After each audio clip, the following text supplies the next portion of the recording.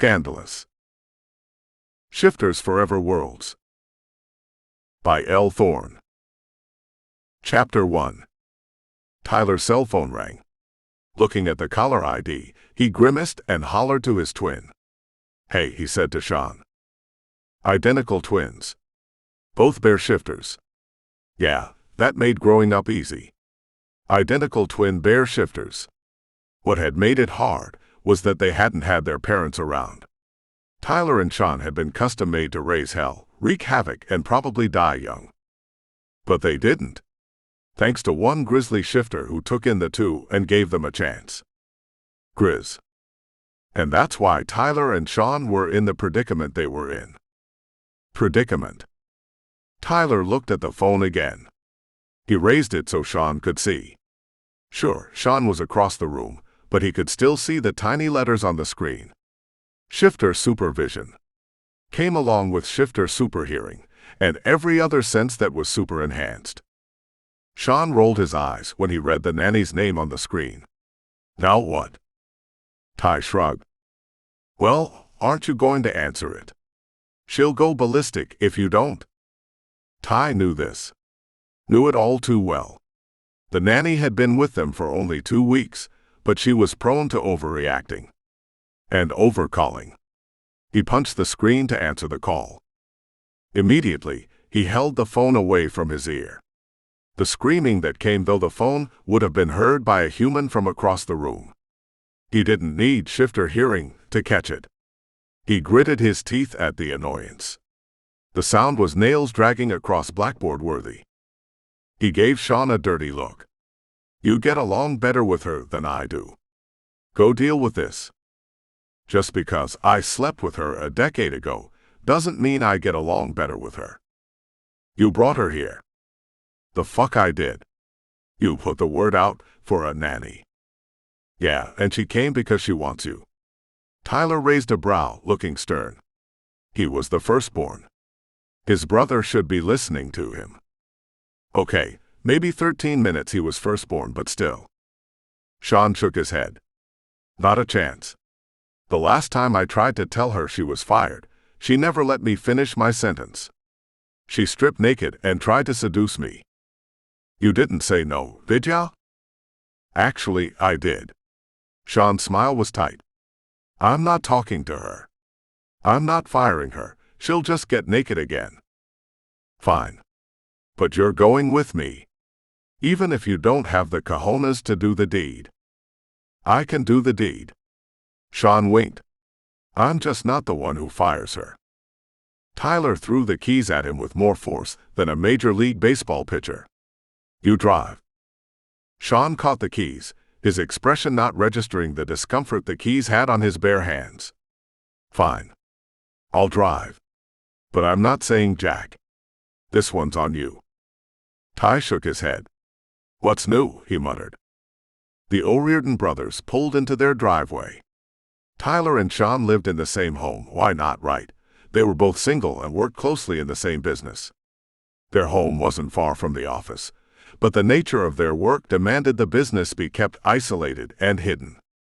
Sean nosed their truck to a stop. A cabin, but not a little cabin. More like a cabin duplex. Each brother had their own side, separate, though they had connecting doors on the inside. And of course the connecting doors were open, so there was easy passage from Sean's place to Tyler's. Tyler studied the driveway. It was littered with twigs, leaves, and dirt. Not good, he said with a low groan. Sean grimaced. Not good at all. He was looking out the side window.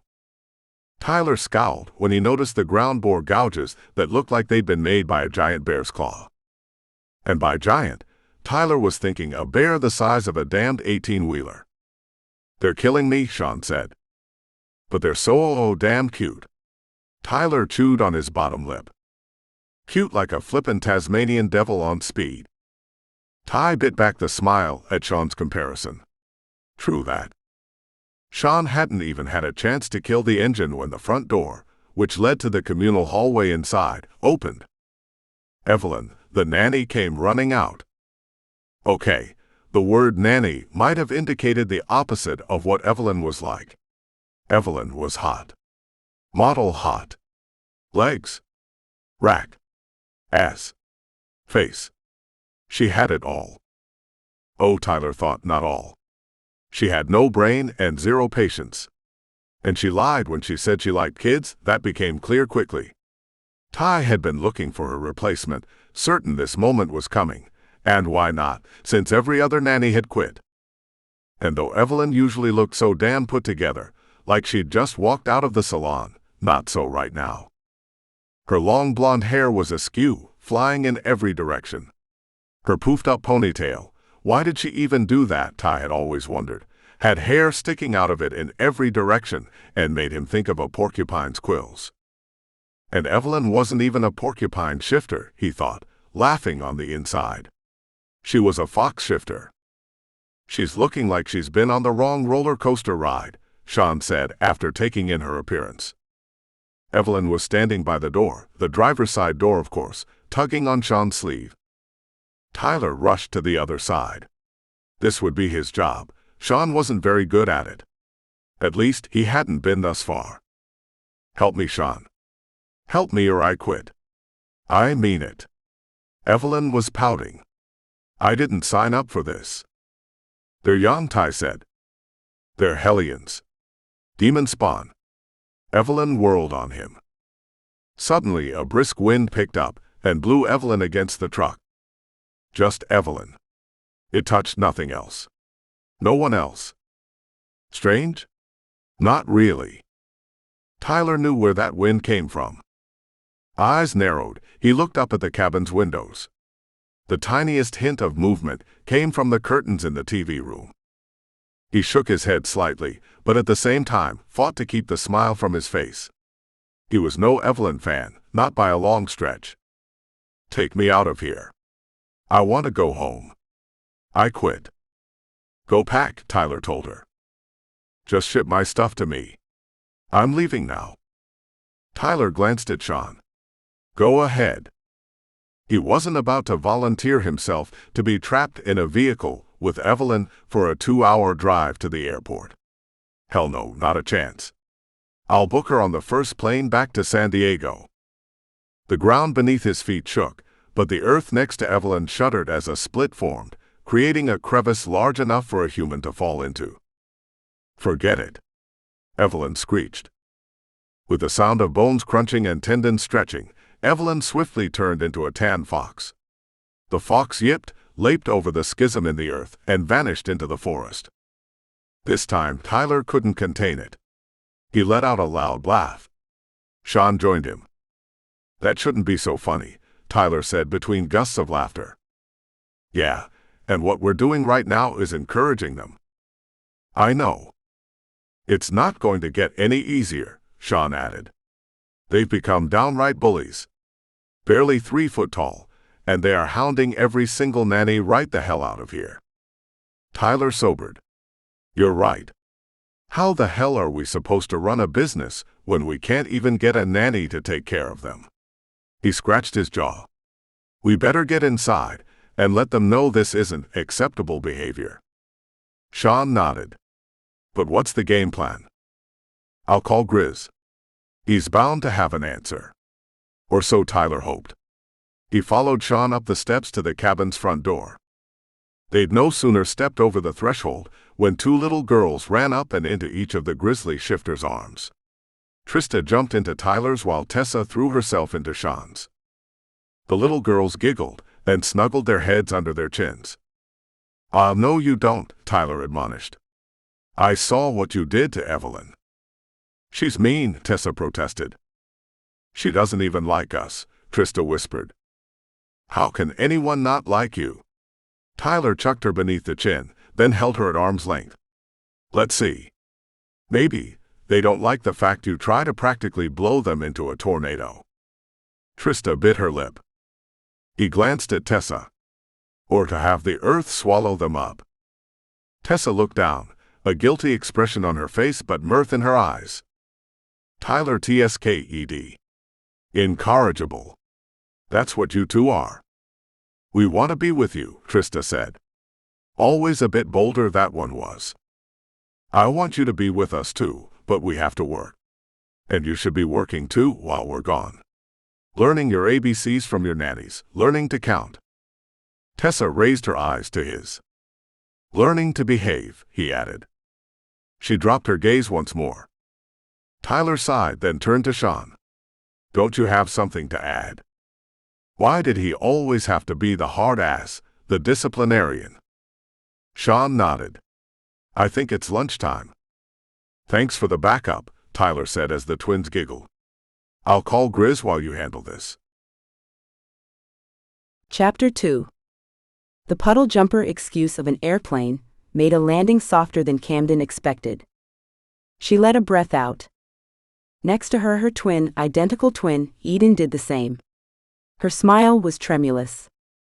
Are we panthers or chickens? Cam whispered. Camden and Eden were panther shifters with elemental hybrids. Just like their older siblings, Circe and Marco. Camden's elemental was ruled by ice, whereas Eden's was ruled by fire. That was the only way the twins weren't identical. The elementals they hosted in their body were not twins. They were separate beings. Well, more like spirits actually, of a group of beings long extinct, wiped from the face of the earth during a series of battles between their ancient captors and themselves. Now the beings lived only through their presence in a host's body. I didn't think we'd live through this. Eden expressed the same sentiments Camden felt. We should have rented a car, Camden said. Maybe we can rent one and drive to a real airport for the return flight to Denver. Indeed. Camden pushed her hair out of her face. We sure sound spoiled. We're not spoiled. We're just not accustomed to flying in little planes that get bounced around in the air, Eden whispered as the flight attendant made her way down the extra narrow aisle. Sorry about the turbulence. Weren't expecting it. No problem, Camden assured her with a forced smile, though she was sure she still looked a bit green around the gills. Her stomach certainly hadn't settled. I'm having a talk with Marie about this, Eden huffed. Next time we make our own travel plans. For sure. She looked out the window. Do you see him? I don't even know what he looks like. Well, what do you think a guy named Grizz would look like? Eden shrugged. A grizzly shifter? Duh. Camden smiled at her twin, a mirror image of herself, dark-haired, dark-eyed. Both looked a lot like their older sister Circe. Which brought said notorious sister to mind. How do you think Circe's doing? Eden laughed softly. I'm not going to be the one to call her to find out. Yeah, Marco said that May was there. I wonder if they'll sort it out. Whatever it was. Circe never told Eden and Camden what her beef with their cousin May was. They pulled their carry-ons from the overhead compartment and made for the plane's exit. No sooner had they made their way down the rickety metal ladder to the asphalt ground, thank goodness it wasn't the dead of winter, by gosh, then a shadow loomed over them, blocking the sunlight's glorious midday shine and casting shade on both Camden and Eden. They looked at the source of the shadow. A large man stood before them. A huge scar bisected his face, splitting it from eyebrow to jawline. Dark-haired and dangerous-looking, the man had an air of confidence and the kind of good looks that didn't fade with time. Camden's breath hitched, and she couldn't have said if it was because of fear or not. Inside Camden, her elemental Avala gave a warning as though concerned. At the same time, Camden's panther snarled within her head. The panther's snarl wasn't one of defiance or aggression, it was more of a greeting, shifter to shifter, though it was doubtful the man before them would hear that greeting. What it told Camden was this man was a shifter. His inner grizzly wasn't hiding from her panther. He was straightforward and acknowledging them. That told her what she needed to know. Of that she felt confident. Grizz, she asked. He nodded, and a smile broke through the aloofness of his handsome face, making him look less like a warrior and more like a friend. Next to Camden, Eden's pulse raced.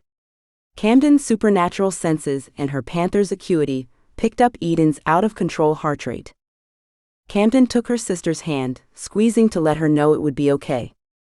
Eden's elemental, Pyria, had a thing about bears. Eden never spoke about it, but the family had put it together. They tried to be sensitive to Peria's fears, but without more information their hands were tied. Okay? Camden asked her. Eden nodded. The big shifter stared at them, eyes curious, expression unreadable. Camden, Eden? He asked, as though wanting to be certain. Were you expecting a different set of twin shifters? Camden popped off before thinking about it. Eden jerked her hand, as though warning her not to be rude. Before Camden could apologize, the scarred man laughed. You must be Camden. Your brother warned me that you have a mouth on you. Oh now, she was more ready than ever to pop off at her brother Marco for talking smack about her. That's right. She's Camden, I'm Eden. Eden beat Camden to the punch. Nice to meet you, Grizz. She grimaced a bit as she said his name, then added. Is that what you prefer to be called, or is that a joking kind of nickname others call you? I've answered to that for so long that I'm not likely to answer to anything else as quickly. Hope you had a good flight. Camden nodded. Could have been worse. If we'd crashed, Eden interjected. That's the only thing that could have made it worse. I'm guessing you had a lot of turbulence. Understatement. Grizz scowled. Sorry. This time of year, every so often, that happens. Thought a flight would be better than a long drive, or so I told your travel coordinator. We'll probably drive home. He smiled in response. Camden wasn't sure what that smile meant, so she let it ride. Ready to meet your assignments? No time like the present. They sought out their checked bags, no baggage claim here, just a cart with suitcases being loaded as they spoke, then pushed a few feet out from under the plane's body. Camden and Eden pulled theirs from the top shelf. I got them, Grizz offered and collected their luggage.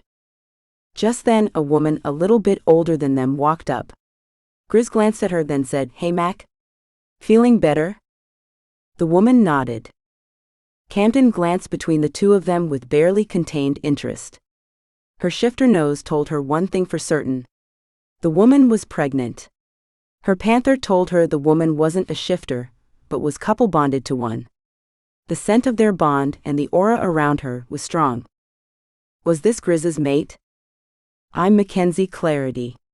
The woman put out her hand. Camden shook it. Camden Brazos. She pointed to Eden.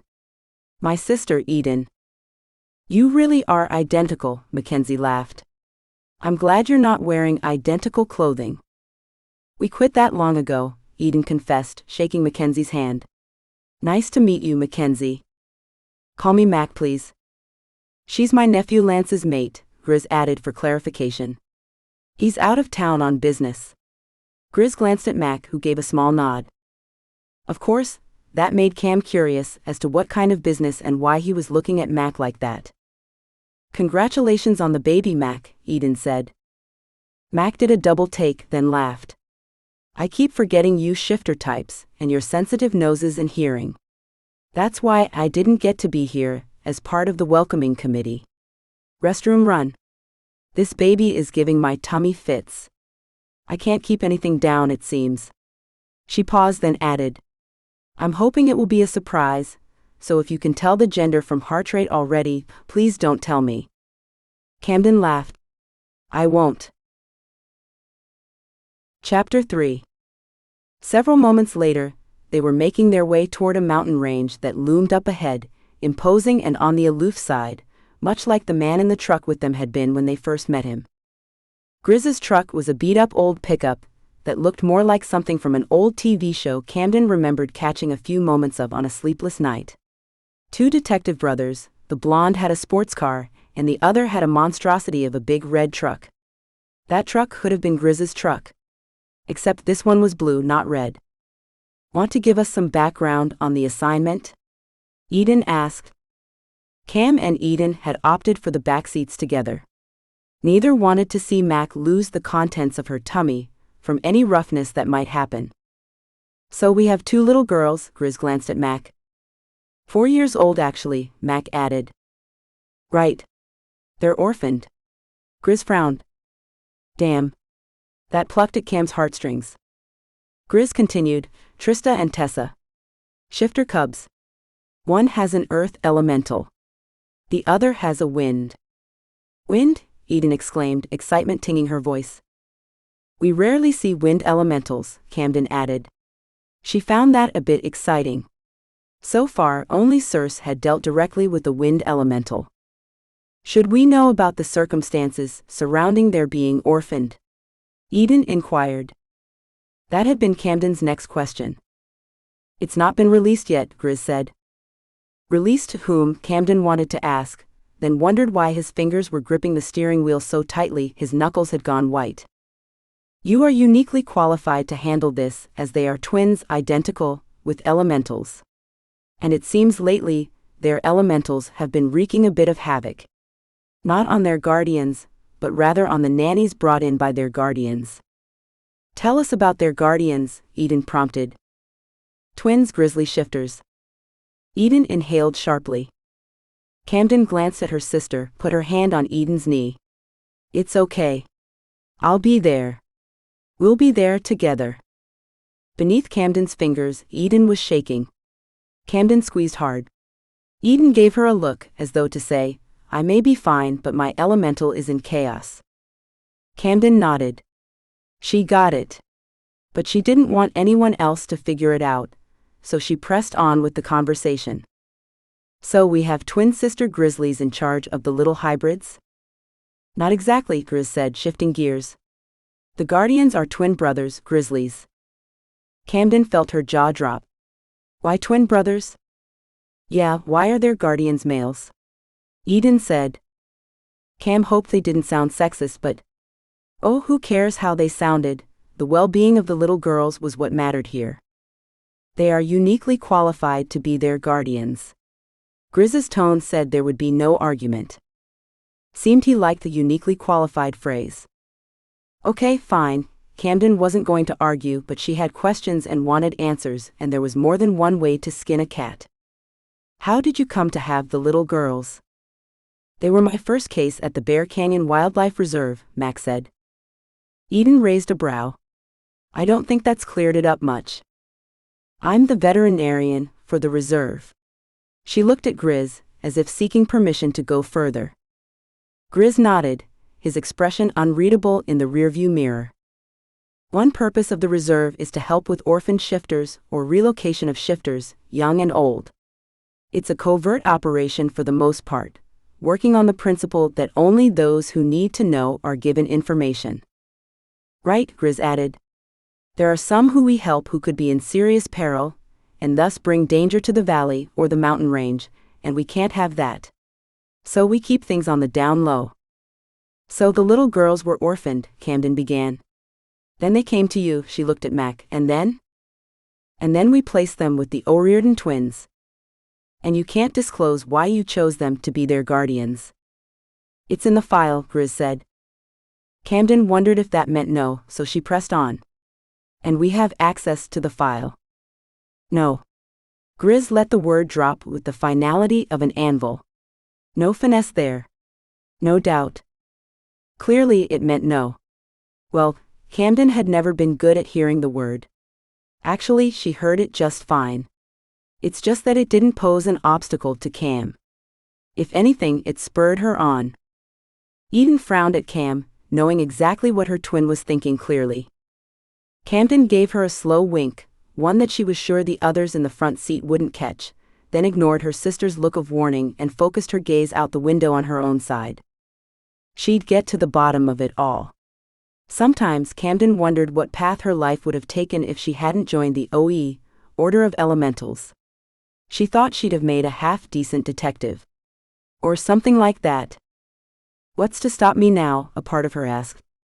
She had a commitment, a higher cause, a calling.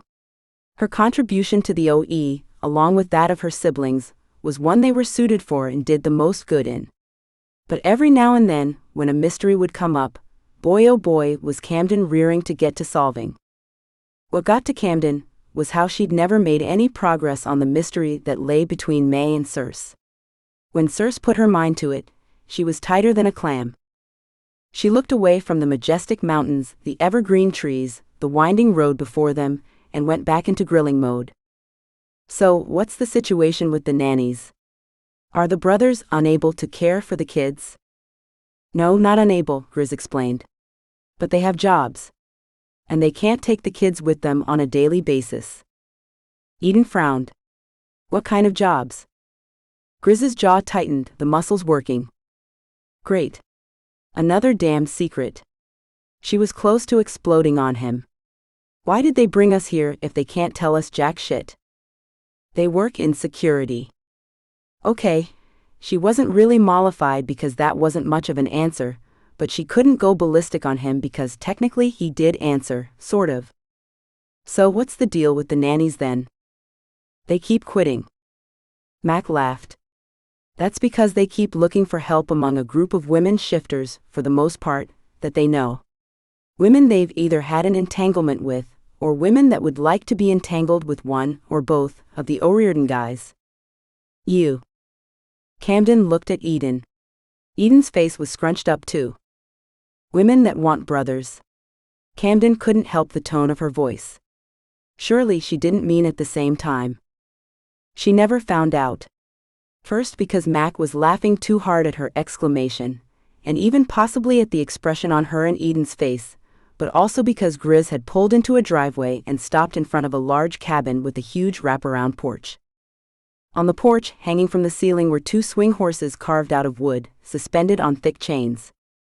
On the wooden horses, two perfectly adorable little girls with hair pulled into two braids each, miniature Stetson hats and boots, were swinging to and fro, pushing their bodies forward, then backward to gain more and more height. She'd been ready to ask who the hell was keeping an eye on the girls when the largest man she'd ever seen stepped out of the shadows. Her breath hitched. Eden turned to her curiously. Camden bit her lip. She didn't react to men. Men didn't hold a place in her universe. She studied the broad-chested, wide-shouldered man who stood between the two little girls, a large hand on the rump of each wooden horse. It was clear he was there to protect them, and it was also clear there was no way in hell anything would happen to the adorable little ones while he was around. That's Tyler. Grizz nodded toward the porch. Tyler O'Riordan. Where's the other one? Eden asked. Sean had to take care of some out-of-town business. Without a nanny, one had to stay behind. They don't look like they're a handful, Eden exclaimed. Grizz's smile was grim. Right now. Did you know when they came to you that they had elementals? Did you know when you placed them? Nope. They kept well hidden. Why did they run the nannies off? Grizz shrugged. Camden studied the ground before them.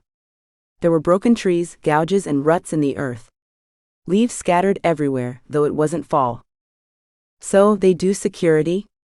This place doesn't look too secure to me. Grizz's eyes met hers in the rearview mirror, but he didn't say a word. Chapter 4. Trista looked back at Tyler. Is that the new nanny? Tyler tugged on one of the braids he'd done for her this morning. That wasn't easy, by the way. He'd had to reach far into the deep recesses of his mind to remember a different time, when he'd been a young boy and in Scouts and done a project that required plaiting. Now he was starting to feel like he was almost an expert, except that his hands were so damn big, it seemed his fingers tripped over each other trying to make the braids. Is it? Tessa reached back and tugged on his sleeve. Is it, Ty? Is it? Trista squinted at Grizz's beat-up excuse for a truck. There's more than one person in there with him and Mac. 2 nannies. She sounded very grown-up a second later. So, if one can't get the job done, they're hoping 2 can. Tyler couldn't help himself. He laughed. These 2 were such pistols. You need to behave, Trista. I'm not telling you again. I won't have you terrorizing any more nannies. He studied the truck as it was pulling up the drive. He'd called Grizz in sheer desperation, but he had no idea what Grizz had planned, who Grizz called, or what arrangements were made. The only thing that Tyler knew for sure was that Grizz wouldn't do anything to take the girls away from him and Sean. Well, Tessa pushed on. Why 2? Tyler shrugged. Grizz said he would figure this out. What's to figure? Trista asked, and at the same moment a wind picked up, pushing her horse higher, shaking the leaves in the trees. Trista, Tyler issued a warning in his tone. Fine, she huffed. And the wind died. Tessa turned back with a twinkle in her eye. That applies to you too, little miss, Tyler informed her. Man, he was ready for Sean to get back. Or for whatever Grizz had planned to happen. Keeping these two and their elementals in check was wearing him down. Grizz stepped out of the driver's side door, Mac out of the other side. Then the back doors opened. Two women stepped out. Curvy. Beautiful, he had to admit, with their dark hair and smoldering eyes. His glance went to the other one, and without a single warning, something that felt like a sledgehammer slammed into his chest. Or his body. Or his heart. Or mind. Or every single damn bit of him. How could this be? Two identical women. Yet that one, the one on the right, with a half-smile and a hellishly determined look in her eye, caught his attention as securely as if he'd been a fish on treble tackle, each deadly barb of that hook deeply embedded in his very core. In front of him, he noticed a subtle change in the atmosphere, or the environment, or something. He couldn't put his finger on it, but something had changed between the twins. Tessa and Trista were studying each other, and whatever was going on with them was a silent conversation that he wasn't privy to. Could their elementals communicate silently like shifters could when they were in their shifter animal? When shifters morphed, they could communicate with other shifters in their animal form through a linking of the minds, syncing and conversing in a silent human language. The girls had never told him they could do that. Could they? Had they been holding out on him? He had questions. Before he could phrase one, Trista made a hissing sound. Tessa seemed to hiss back in agreement. At the same moment, the foursome now out of the truck were walking toward them, the twin women walking behind, looking first at each other, then at the twin girls, then back at each other. Their lips moved, and though Tyler had shifter hearing, which was damned near to super hearing, he couldn't make out the words. Tessa glared at a spot in the ground a few yards in front of the women. No, he thought. Damn it. Not again. Yes, it seemed again, because Tessa's eyes narrowed even more, and a rumbling sound came first. Then a split in the ground, creating a schism that was several yards long and too wide for a human to leap over. Tyler put his hand on Tessa's shoulder. You shouldn't have, he said, his voice low. Grizz stopped in his tracks. He said something to the women. One of the women said something in return. Grizz stepped back, the women stepped forward, their eyes locked on the twins. Then one of the women looked at the huge gap in the earth, Tessa's warning that they would go no farther. A whistling sound came as a spear of ice, as large as a tree, bisected the crevice. The woman stared at the ice, and it slowly transformed, becoming a bridge that crossed Tessa's ditch. The woman's lip quivered, as though she were ready to smile, but didn't. Trista looked at Tessa. They both grunted in frustration. Mesmerized by the display, Ty didn't move a muscle, just watched the scene unfold in fascination. He'd never seen a display quite like Tessa's and Trista's. So when he first caught sight of what their elementals could do, he'd been impressed, maybe a bit apprehensive too. But now to see this, the woman who countered Tessa's power. This was a sight. Do it, Tessa encouraged her sister. Trista nodded, and then seemed to zone out, staring, but not staring at anything in particular. Tyler glanced at the two women on the driveway, wondering what they would do next. He hoped Trista would behave. She was being quiet, at least. Too much to hope for, it seemed. The wind picked up far more quickly than he'd ever seen before. With a loud howling whistle, a gust of wind blew through the trees. A crack, louder than if lightning had struck nearby, made him flinch. The creaking sound that came next was swift, and heralded by the tree that crashed across the driveway in front of the quartet that had gotten out of the truck. Trista, Tyler hissed. You've gone too far. What if you'd hit them? Luckily, Trista's trick hadn't hurt anyone, but the evergreen was still too large for an individual to climb over easily. No more nannies, Tessa folded her arms over her chest, tiny cupid lips pouted, eyes glaring, an amber hue flashing in their depths, her elemental clearly. The amber color was joined by a golden flash. That was her bear. Really? He was up against not only the twins, but also their elementals and their bears.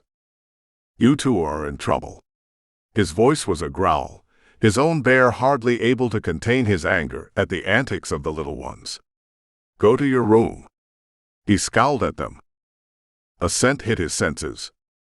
His bear roared a warning. Tyler looked up from the girls. Before him, the tree was engulfed in flames. Behind the tree, one of the women had planted her fists on her hips and was regarding the fire with cool dispassion. What the hell was she thinking? What if the cabin caught on fire? Stay put. He gave the twins a warning glance, and bypassing the stairs of the porch, he leaped over the railing and sprinted toward Grizz, Mac, and the identical women. He vaulted over the tree, ignoring the flames that licked toward him, and stopped before the foursome. What the hell are you doing? You could have burned my home down. Killed the kids even. The two identical women regarded him, with a slight look of curiosity in their expressions. That one, which he'd first noticed, had a shimmer in her dark eyes. Indigo and emerald sparks seemed to rival with the deep dark espresso color of her eyes. Tyler couldn't have explained it if he were asked to, but he couldn't tear his gaze from those eyes. He could get lost in them.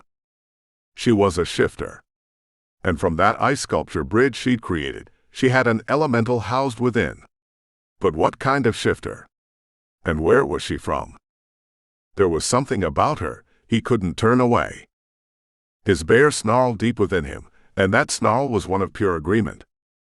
Yeah, well, this wouldn't work. He had no business being attracted to a woman who was clearly an enemy to Tessa and Trista. Or as Sean had affectionately nicknamed them, the Dynamite Twins. TNT. Too much dynamite, if you ask Tyler.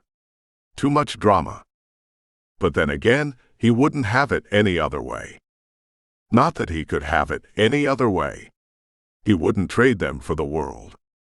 Grizz, clearing his throat, pulled Tyler away from his thoughts and the mesmerizing gaze of that Spitfire before him. He felt like he'd been in a world where just the two of them existed for an eon, but he realized he was only there seconds. Camden and Eden Brazos, this is Tyler O'Riordan, Grizz said. Tyler glanced at the scarred large shifter he'd come to regard as a second father, gave him a nod, then looked at Mac. You look good. He smiled at her and gave her a hug, mindful of the baby she was carrying. Then he turned his attention to the two newcomers he'd never seen before. Curvy. Beautiful. Intense. And that one, captivating. He gave them a nonchalant nod and urged his bear to control his pulse and not give away his reaction to her. That fire is gone, she said.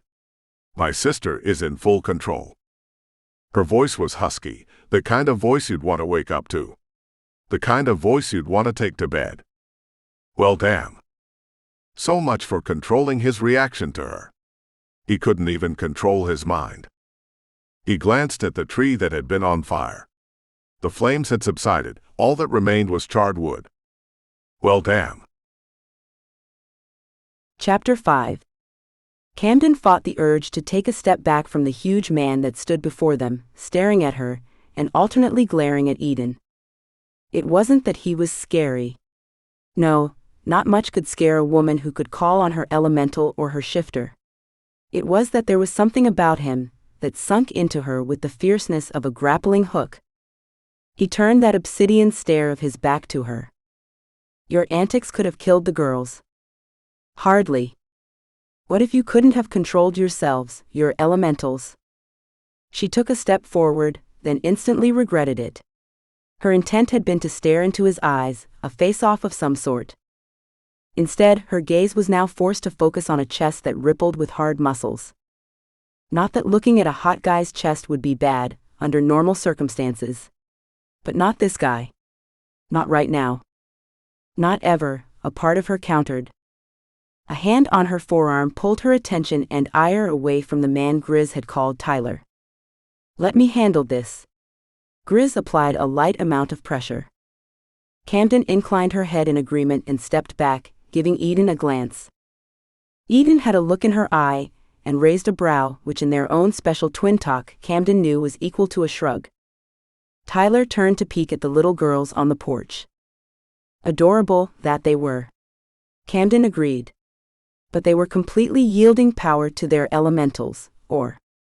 She tipped her head to the side, and before she could control her filter, her mouth had already begun its trajectory forward. Do the girls control their elementals, or do the elementals control them? And what about their bears? How do they seem to get on? Tyler rubbed a chin that had stubble on it, creating a scratchy sound that filled the quiet of the small clearing the driveway was in. He seemed to let go of his outrage over the elemental displays of power. Then he shook his head. I'm not really sure. This whole elemental thing is new to me. Have they been aggressive toward you or your brother? Eden asked. Not once. Curious. And even more curious, why the hell were the twins placed with these two brothers? Granted, they had those factors in common, both sets were twins. Both sets were shifters. But the brothers were clearly single. The twins were female, so how could their male guardians possibly relate to them? And they weren't even elementals. Camden wasn't going to let this go. She wanted answers. Movement on the porch drew her attention to the girls. They were dismounting their wooden horses and scooting inside. Grizz cleared his throat again, pulling her attention away. Why don't we go visit about this? Max suggested. You're the new nannies? A tiny voice asked. Evidently, the little ones had not gone and stayed inside. They'd somehow slipped out a different door and gone around the building. Now they were walking toward them from out of the woods. Nannies? Eden glanced between Grizz and Mac. What's that about? Camden asked. We need a new nanny, Tyler clarified. Camden burst into laughter. She couldn't help it. Nannies? Really? Nannies? Is that what you told them? She glanced at Grizz for answers. Tyler looked at the girls. Wait inside, please. The girls pouted cutely but complied. So nannies? Eden prompted Grizz. Grizz grimaced, almost sheepishly, though with that wicked scar on his face it looked more like he was putting on a threatening expression. I didn't really expand on it. So you're not nannies? Tyler frowned. Then what are you? Why would you tell him we're nannies? Camden pushed Grizz. I didn't say that, Grizz protested. Not exactly.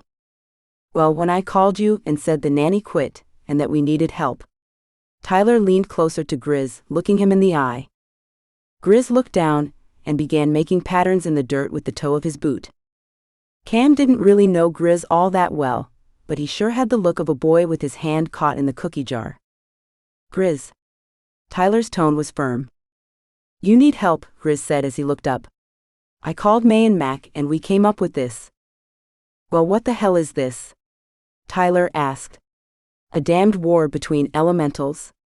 I can just see them burning down my home, Trista's tornadoes, Tessa's earthquakes, and then that damned ice. He turned a fiery gaze toward Camden. She stared at him right back. Daring him. She had no idea what she was daring him to do, but by damn, he was issuing a challenge in those eyes, sexy bedroom eyes. I am not going to think that. What the heavens was wrong with her? She was never the type to be man-crazy. Circe had set a great example, never letting a man rule her mind, heart, or emotions.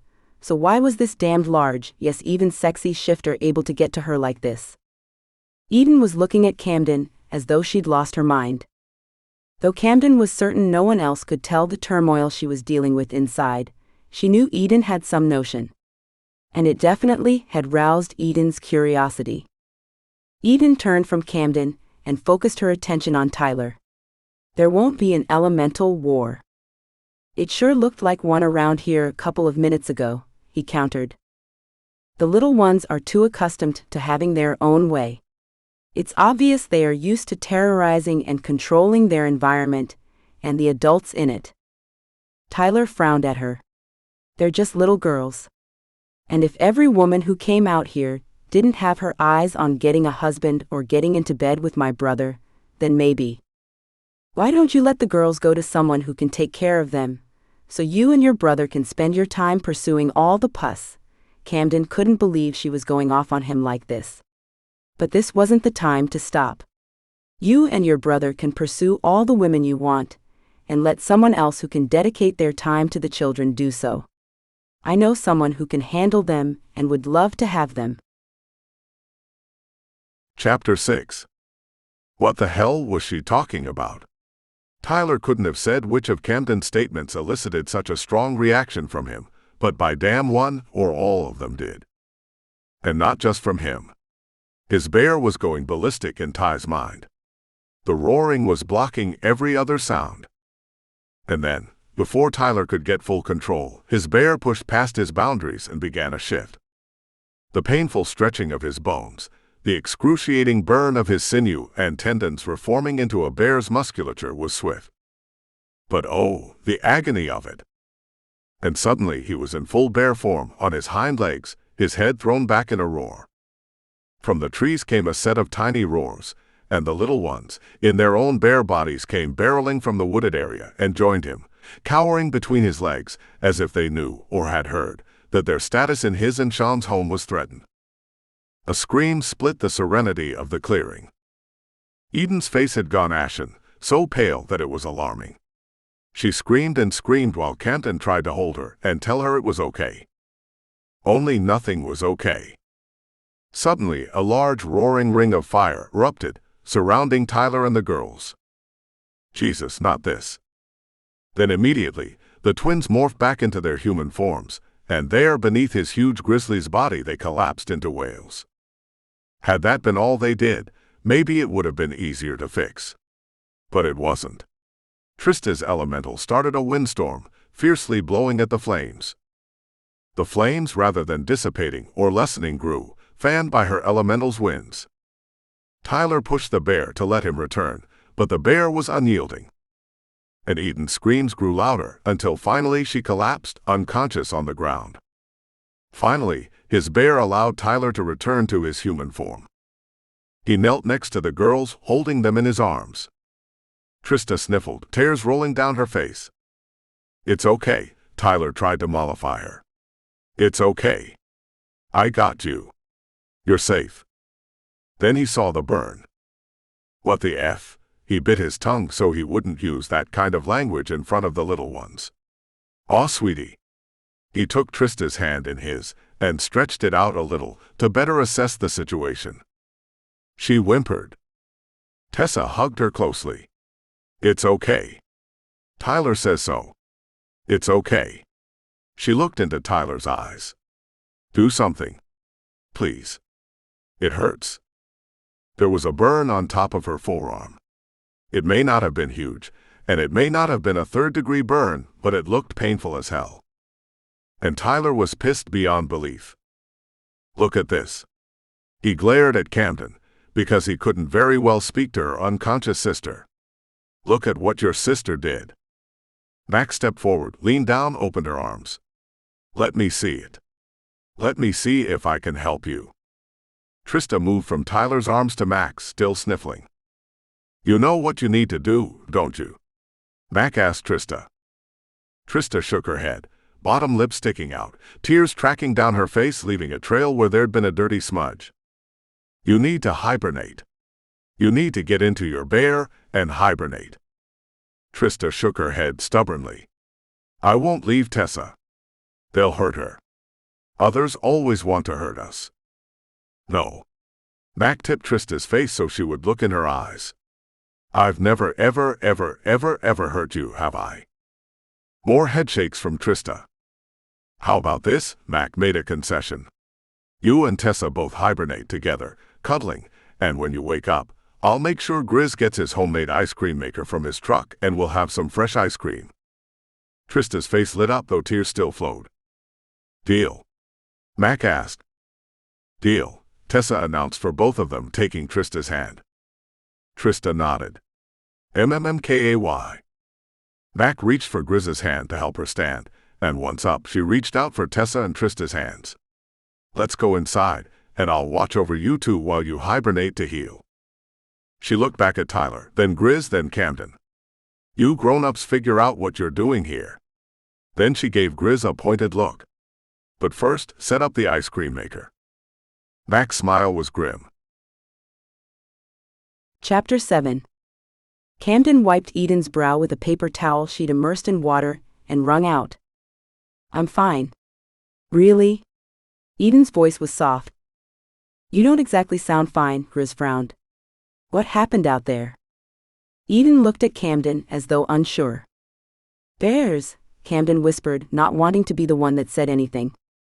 She kept her eyes glued on Tyler.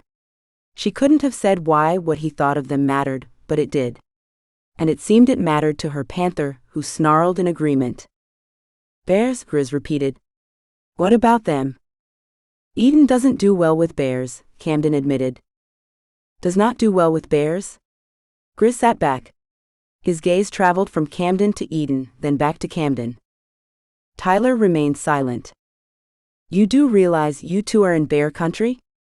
He thumbed his jawline. "Hell, doesn't Colorado have bears anyway?" Camden dropped the paper towel on the side table next to her, and with a glance at Eden, rose to her feet. "It's not like we wander about the woods and deal with bears. How were we to expect what happened earlier? A bear attacking us?" Tyler made a muffled noise. She glanced at him. He almost seemed to be laughing. "Attacking you? What's so funny?" She scowled at him. "You're both shifters. Surely you've dealt with shifting, with shifters, with others in their shifter form." "No," Camden countered. "We hardly deal with anything of that sort.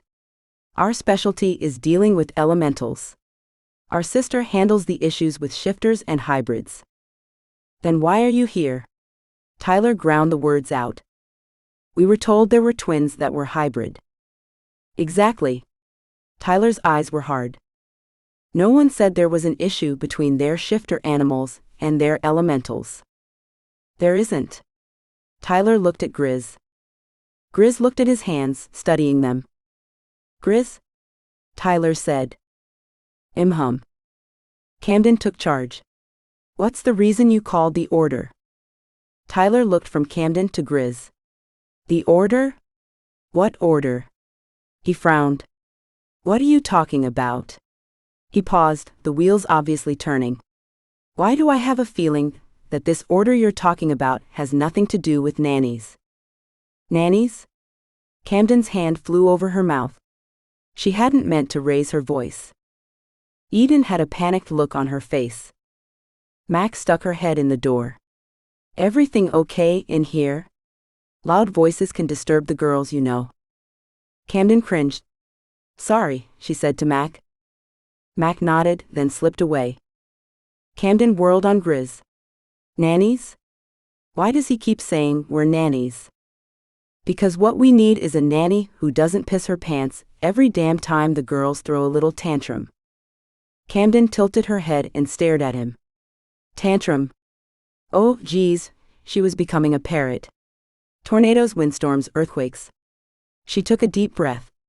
"Those are not damned tantrums." She flounced into a different wing chair and eyed her still pale sister.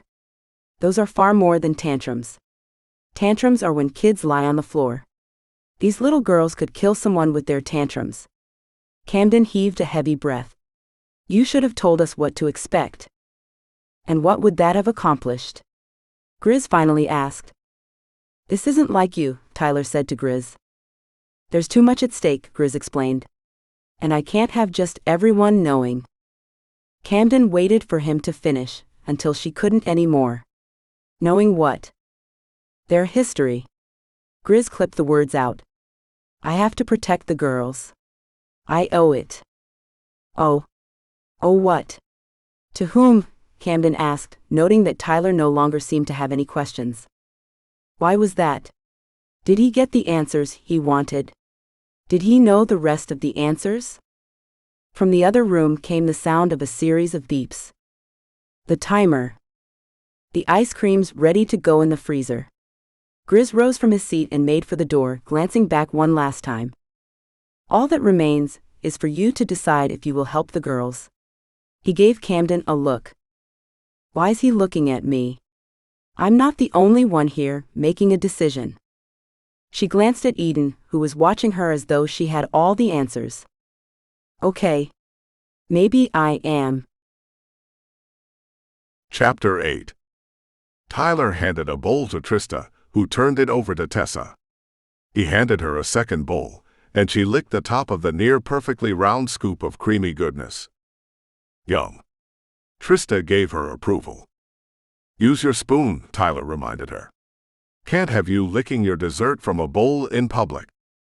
She gave him a look as if to say, we're not in public, but she nodded anyway. MK Tai, her nickname for him. He smiled. Hard to believe the cherubs before him could wreak such havoc. Could even kill. Camden and Eden were watching the girls with undisguised interest. He flipped on the TV and popped a DVD in. The girls cheered and planted themselves in front of their favorite movie. Tyler turned back to Camden and Eden. Are hybrids rare? Twin hybrids? Camden nodded while Eden eyed him warily, as though worried he'd shift into a bear again. He wanted to reassure her that she was safe from him, but this didn't seem the time. Have you ever met, dealt with, helped ones before? Camden shook her head. No. They usually had conflicts or issues and don't get help in time. Tyler's eyes narrowed. In time for what? To live, Eden stated bluntly. Camden gave her sister a look, glanced at Trista and Tessa, then spoke. Hybrids have a hard enough time of it. The elemental and the shifter's animal don't typically make peace. And the elemental, she lowered her voice and mouth, kills, the shifter then does the same to the human. Tyler shook his head. How? He couldn't fathom how anything within him could kill his bear. Elementals live elsewhere, in a place where they are corporeal. Where they have a body. He nodded slowly, but couldn't wrap his head around the concept. Hearing the words was one thing, knowing what it meant, how it applied to Tessa and Trista, or even the grown twins before him, that he couldn't get. Clear as mud?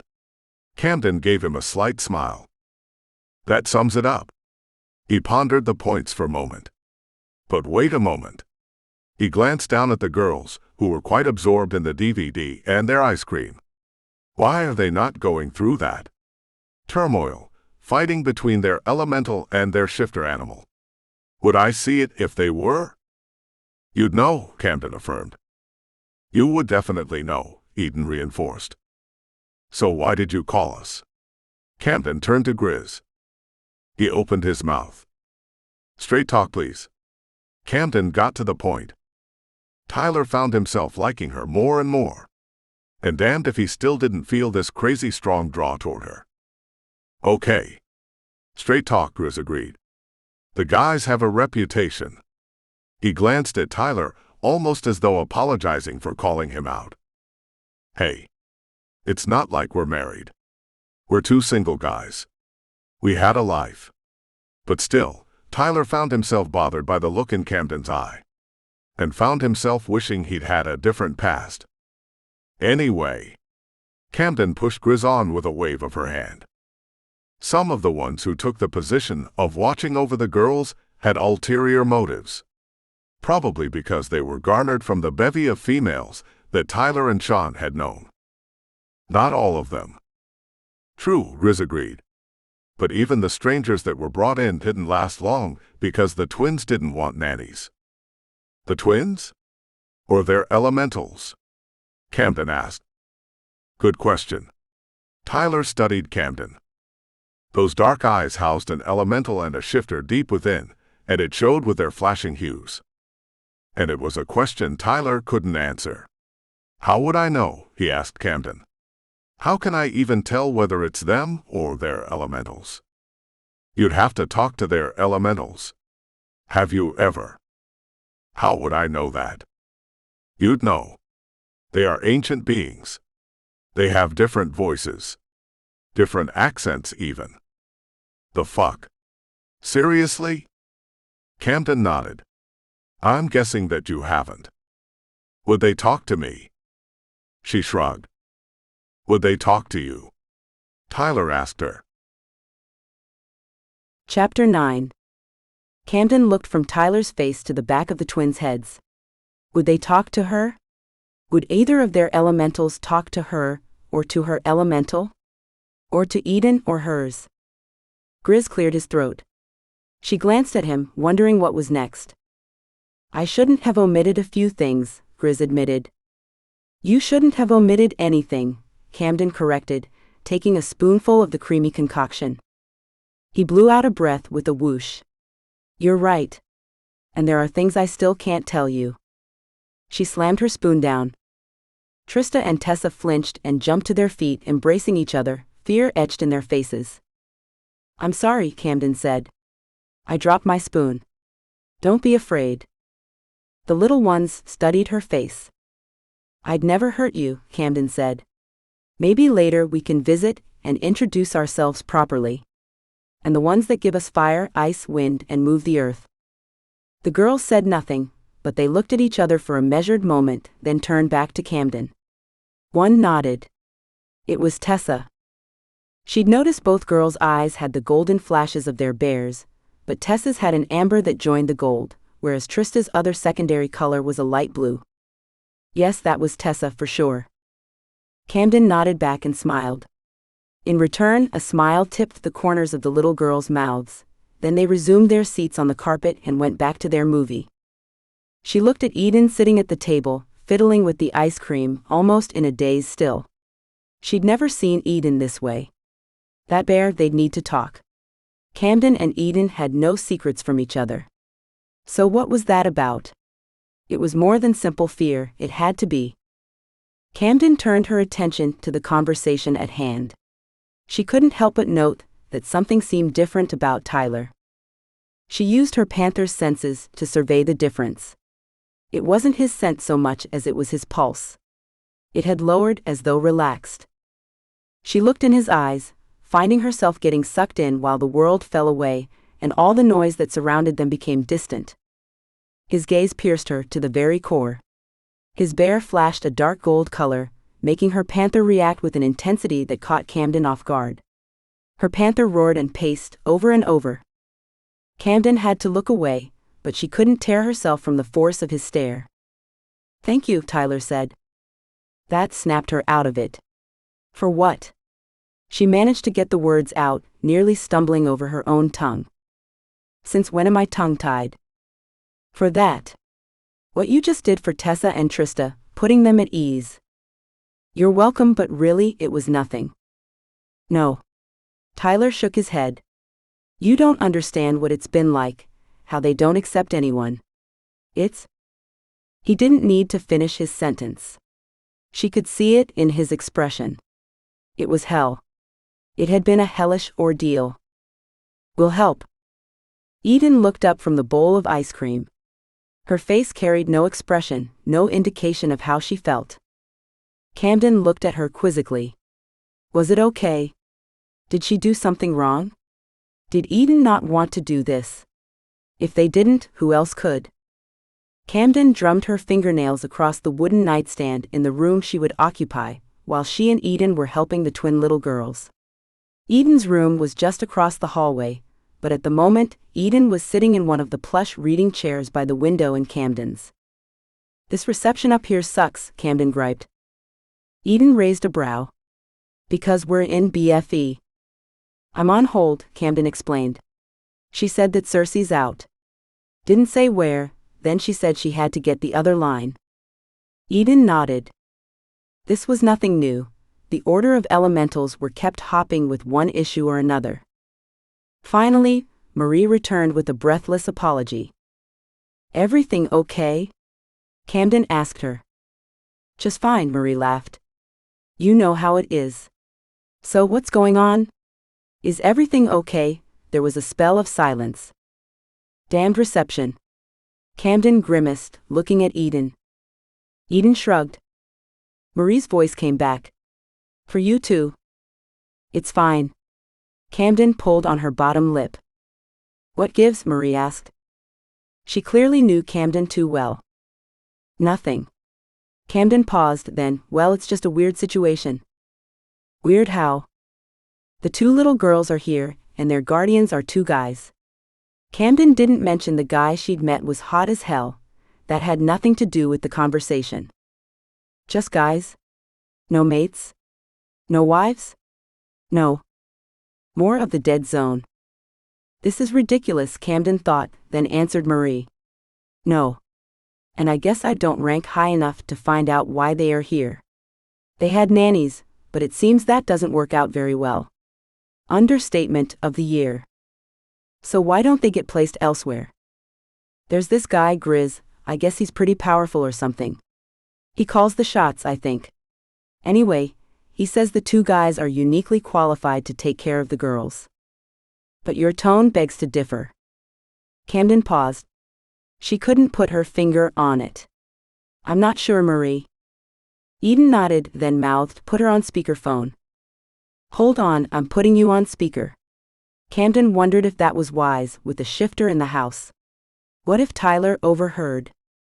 She glanced out the window and saw him walking with the twins, each holding on to his hands, looking up at him with adoration. Seemed that they'd have some measure of privacy as long as he was out of earshot, even shifter earshot. She pressed the button, and Eden sat next to her on the bed. Camden put the phone between them and they leaned in. Hey Marie. Hi Eden. So, what do you think? Seems Cam doesn't think they are uniquely qualified. Oh, I didn't say that, Camden countered. No, but your tone said something like that. It's a weird situation, Eden agreed. And we only met one of the guardians. The other one is gone for work. Doesn't that seem odd, having men as guardians to little girls? Camden raised a brow at Marie's tone. Now she was really uncomfortable, and almost taking umbrage herself at Marie's tone. I don't think they're bad guys, Marie. Then what is your concern? Camden filled her lungs, pausing to think, then let out the air. The guardians are twins. So they have that in common with the girls. I get that might be something Grizz is considering. But they don't have elementals in them. Interesting. What is it that this Grizz thinks they can bring to the table? Good question, Camden thought. But she wasn't going to encourage this line of what almost seemed like an attack on Tyler's motives. She liked him. And there was something innately good about him. She glanced out the window again. And the little girls wouldn't trust him this way.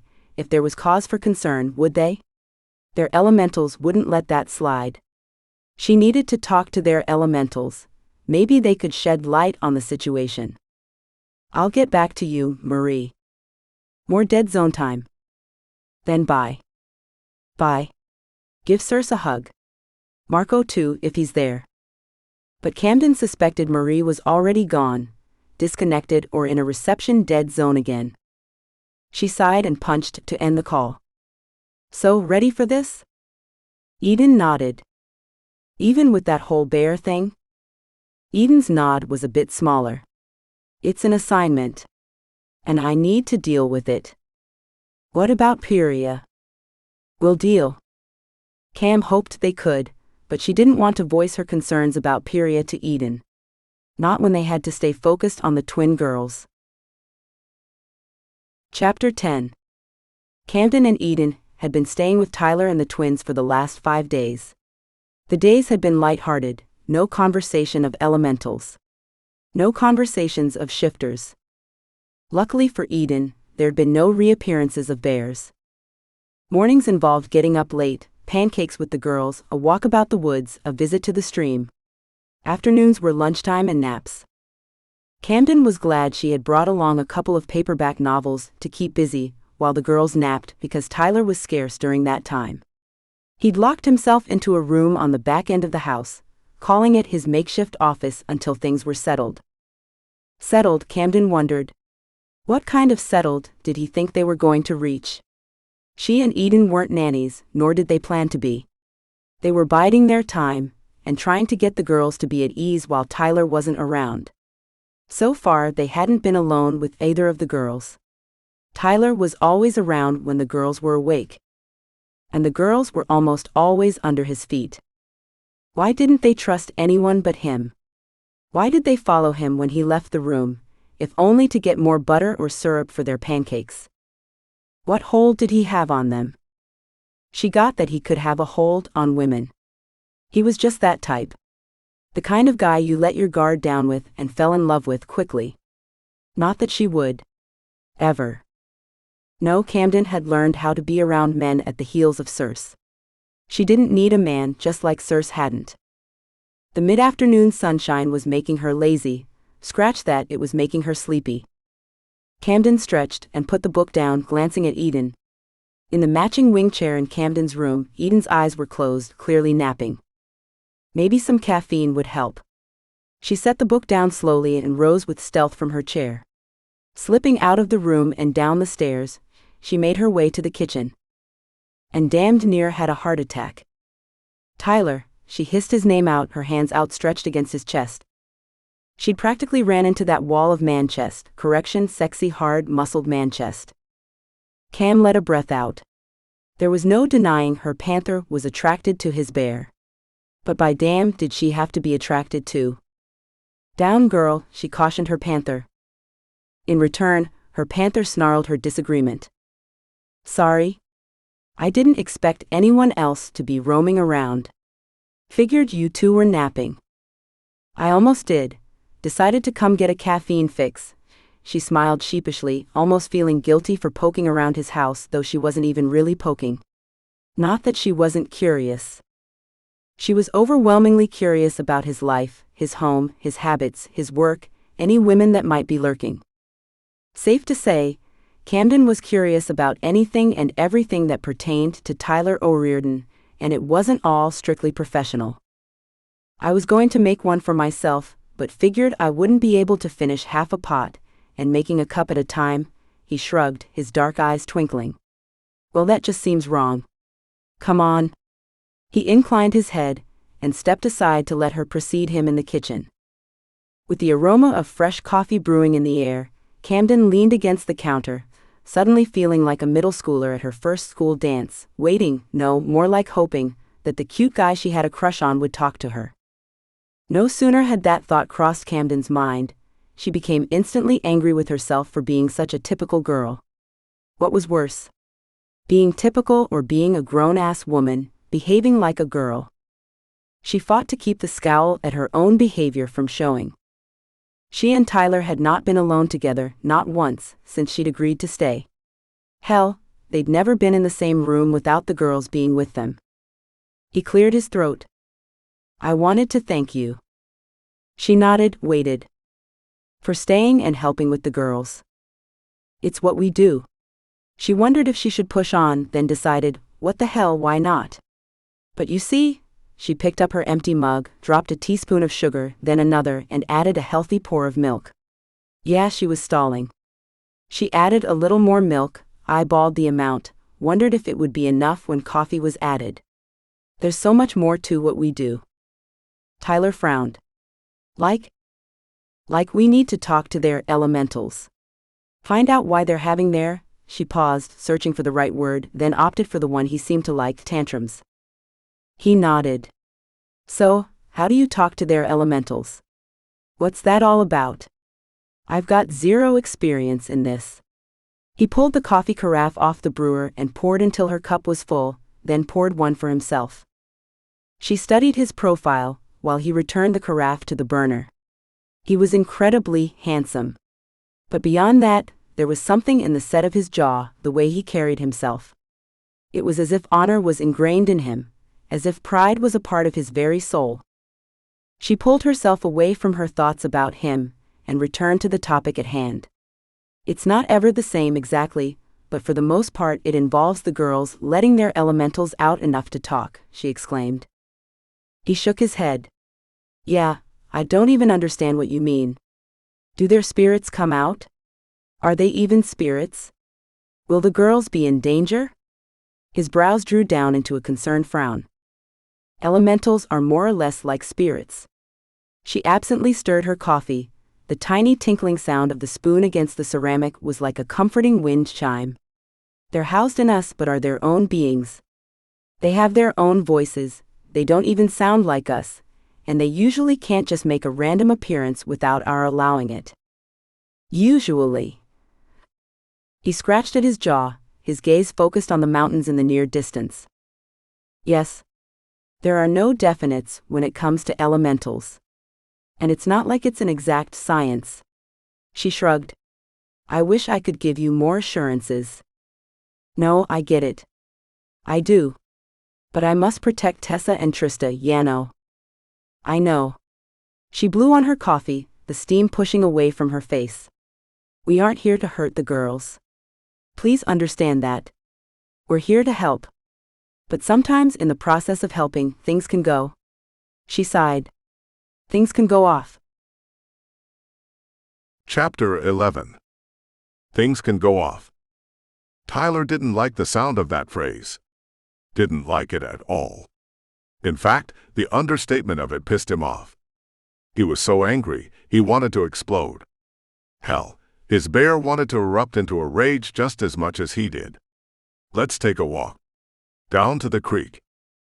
He reached into the pantry and pulled out 2 travel mugs, and without waiting for her okay, he dumped his into one, hers into another, and secured the caps.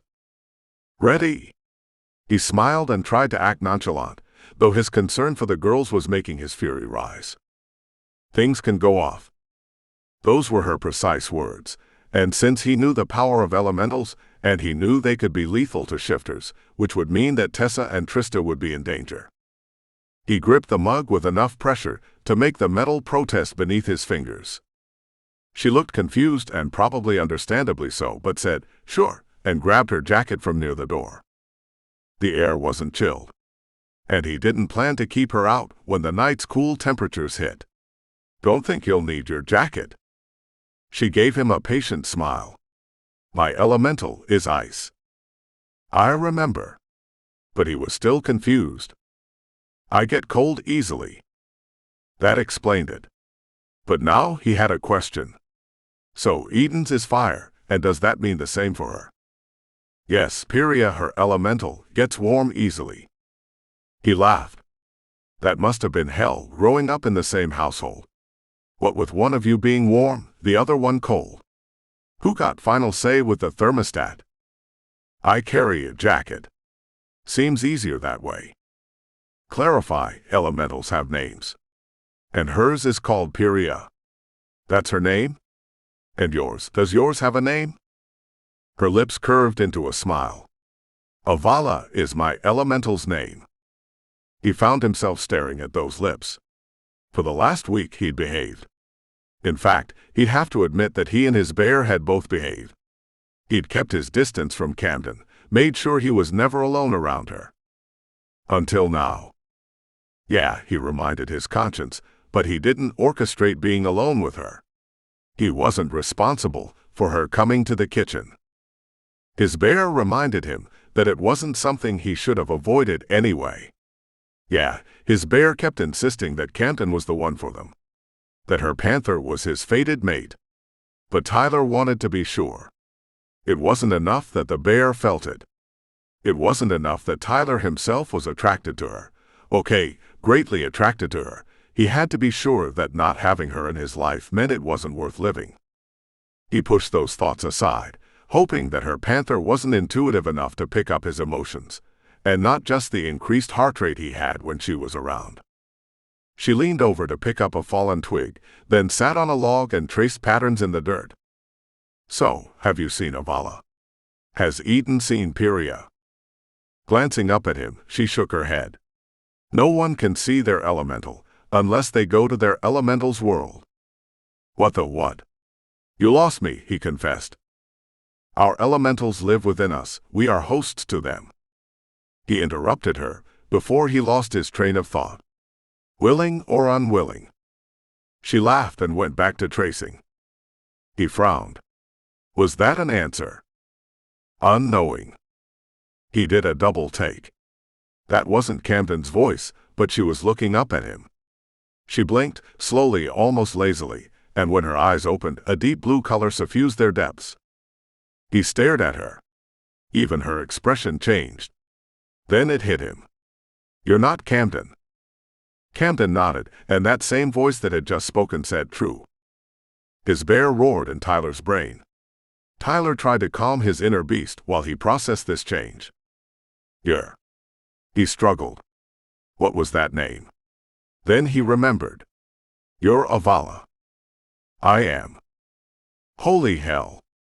If anyone had told him of this, he'd have never believed it was possible. Then again, if anyone who'd never been a shifter was told of shifters, they'd not believe it either. What did he say now? "Nice to meet you." That didn't feel right. So, can you hear the same things Camden hears? Can she hear us now? Of course.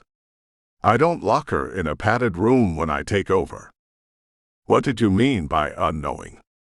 How can the host be unknowing? They can't be willing or unwilling because we don't ask permission before we enter. He took a seat on the log next to her and studied the patterns in the dirt. They didn't seem random. Do those mean anything? What are they? He pointed to her etching. It's my language. A language long forgotten, long unused, and not recognized today. Shit, there was a lot to process, and every answer she provided spawned a dozen more questions. So if you don't ask for permission, then what happens when you enter? He studied the drawings in the dirt, wondering if Camden knew how to read them. If they worked together, what it was like having an elemental, another being, living within. Depends. Great. He looked up and locked gazes with her. So how does her panther feel about you? How do you feel about her panther? I tolerate the beast. Avala's tone was haughty. Tyler's bear roared at the disdain in her voice. Tyler studied the trees, so she couldn't read the expression in his eyes. It must suck to have a being inside you that hates the other half of you. But he couldn't give voice to the words that might cause injury to be spoken. He didn't want to burn his bridges with Avala. Not yet. Maybe not ever, a part of him whispered, and he knew it was true. He'd been falling for Camden. Hard. And fast. The feelings had started the first time he saw her. There was something about her, as if something deep within her reached into his heart and soul and wrapped them up tightly. Snagged his bear at the same time, she captured his heart and soul. How does her panther feel about you? He stayed on topic but kept his tone light. Her brow rose.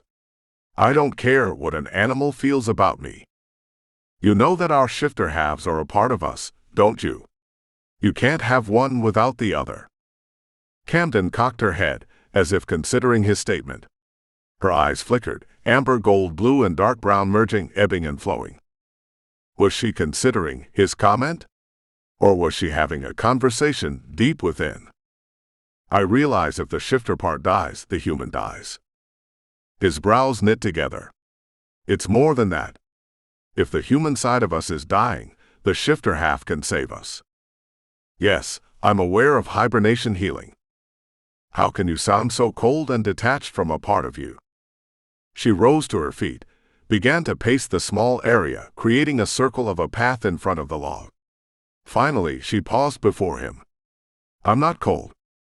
You sure seem pretty indifferent to Camden and her shifter animal. That was putting it mildly. He wanted to say that it didn't seem like she gave a damn if Camden's panther died. I have a relationship with Camden. Not with her panther. He heaved a large exhale, frustration getting the best of him. You don't have a clue, Avala. You don't get the relationship between Camden and her panther. This is the first time I've been in a host that had a shifter animal, she said, her voice changing, no longer arrogant. Was she jealous? Was it difficult to accept being a third instead of a half? Damn. Could he even ask her these questions? Should he even push her any more than he already had? You travel from one body to another? Right. She nodded. How many? He had no idea how to phrase it. He didn't want to call them bodies. Might as well go for blunt. How many hosts have you been in? She shrugged, a small gesture, not so much one that said she didn't know as one that seemed to indicate she didn't want to say. Too many. You leave one when it dies. Dies. Dying. Another small shrug. Seemed she wasn't going to expand on the process. Do you ever get attached to your host? Of course. A tiny smile played on her lips, as though remembering a fond memory, then vanished. And sometimes, we are in a host we don't particularly care for. Like when? And what do you do when that happens? Has it happened to you? She laughed. Her laughter didn't even sound like Camden's. Eerie. Cleopatra. Tyler tipped his head to the side, confused. Cleopatra what? She should not have had Arsinoe killed. I'm lost. Her eyes alit with passion, Avala explained. Cleopatra's sister, half-sister to be precise. Cleopatra whispered to Marcus Antonius, your history books refer to him as Mark Antony, that Arsinoe was to be killed. Paranoid woman that she was, Cleopatra was threatened by Arsinoe. And so the deed was done. Before I could do anything about it. What did you care what happened to Cleopatra's sister? Camden Avala whirled on him. Because my own sister was hosted by Arsinoe. And when Arsinoe was killed, there was no one about for my sister to travel to. No one for her to take as a host. Arsinoe died. And with that, my sister went with her. Shit. Who'd have thought? I'm sorry. He processed, then asked to verify. So, you were in Cleopatra? She nodded. And so I exacted my revenge. Avala spat the words out through the bitter line of Camden's lips. Her suicide? Tyler asked. Indeed. Her smile was not one of joy, but one of satisfaction with revenge, even after all these centuries. And your sister? You never saw her again.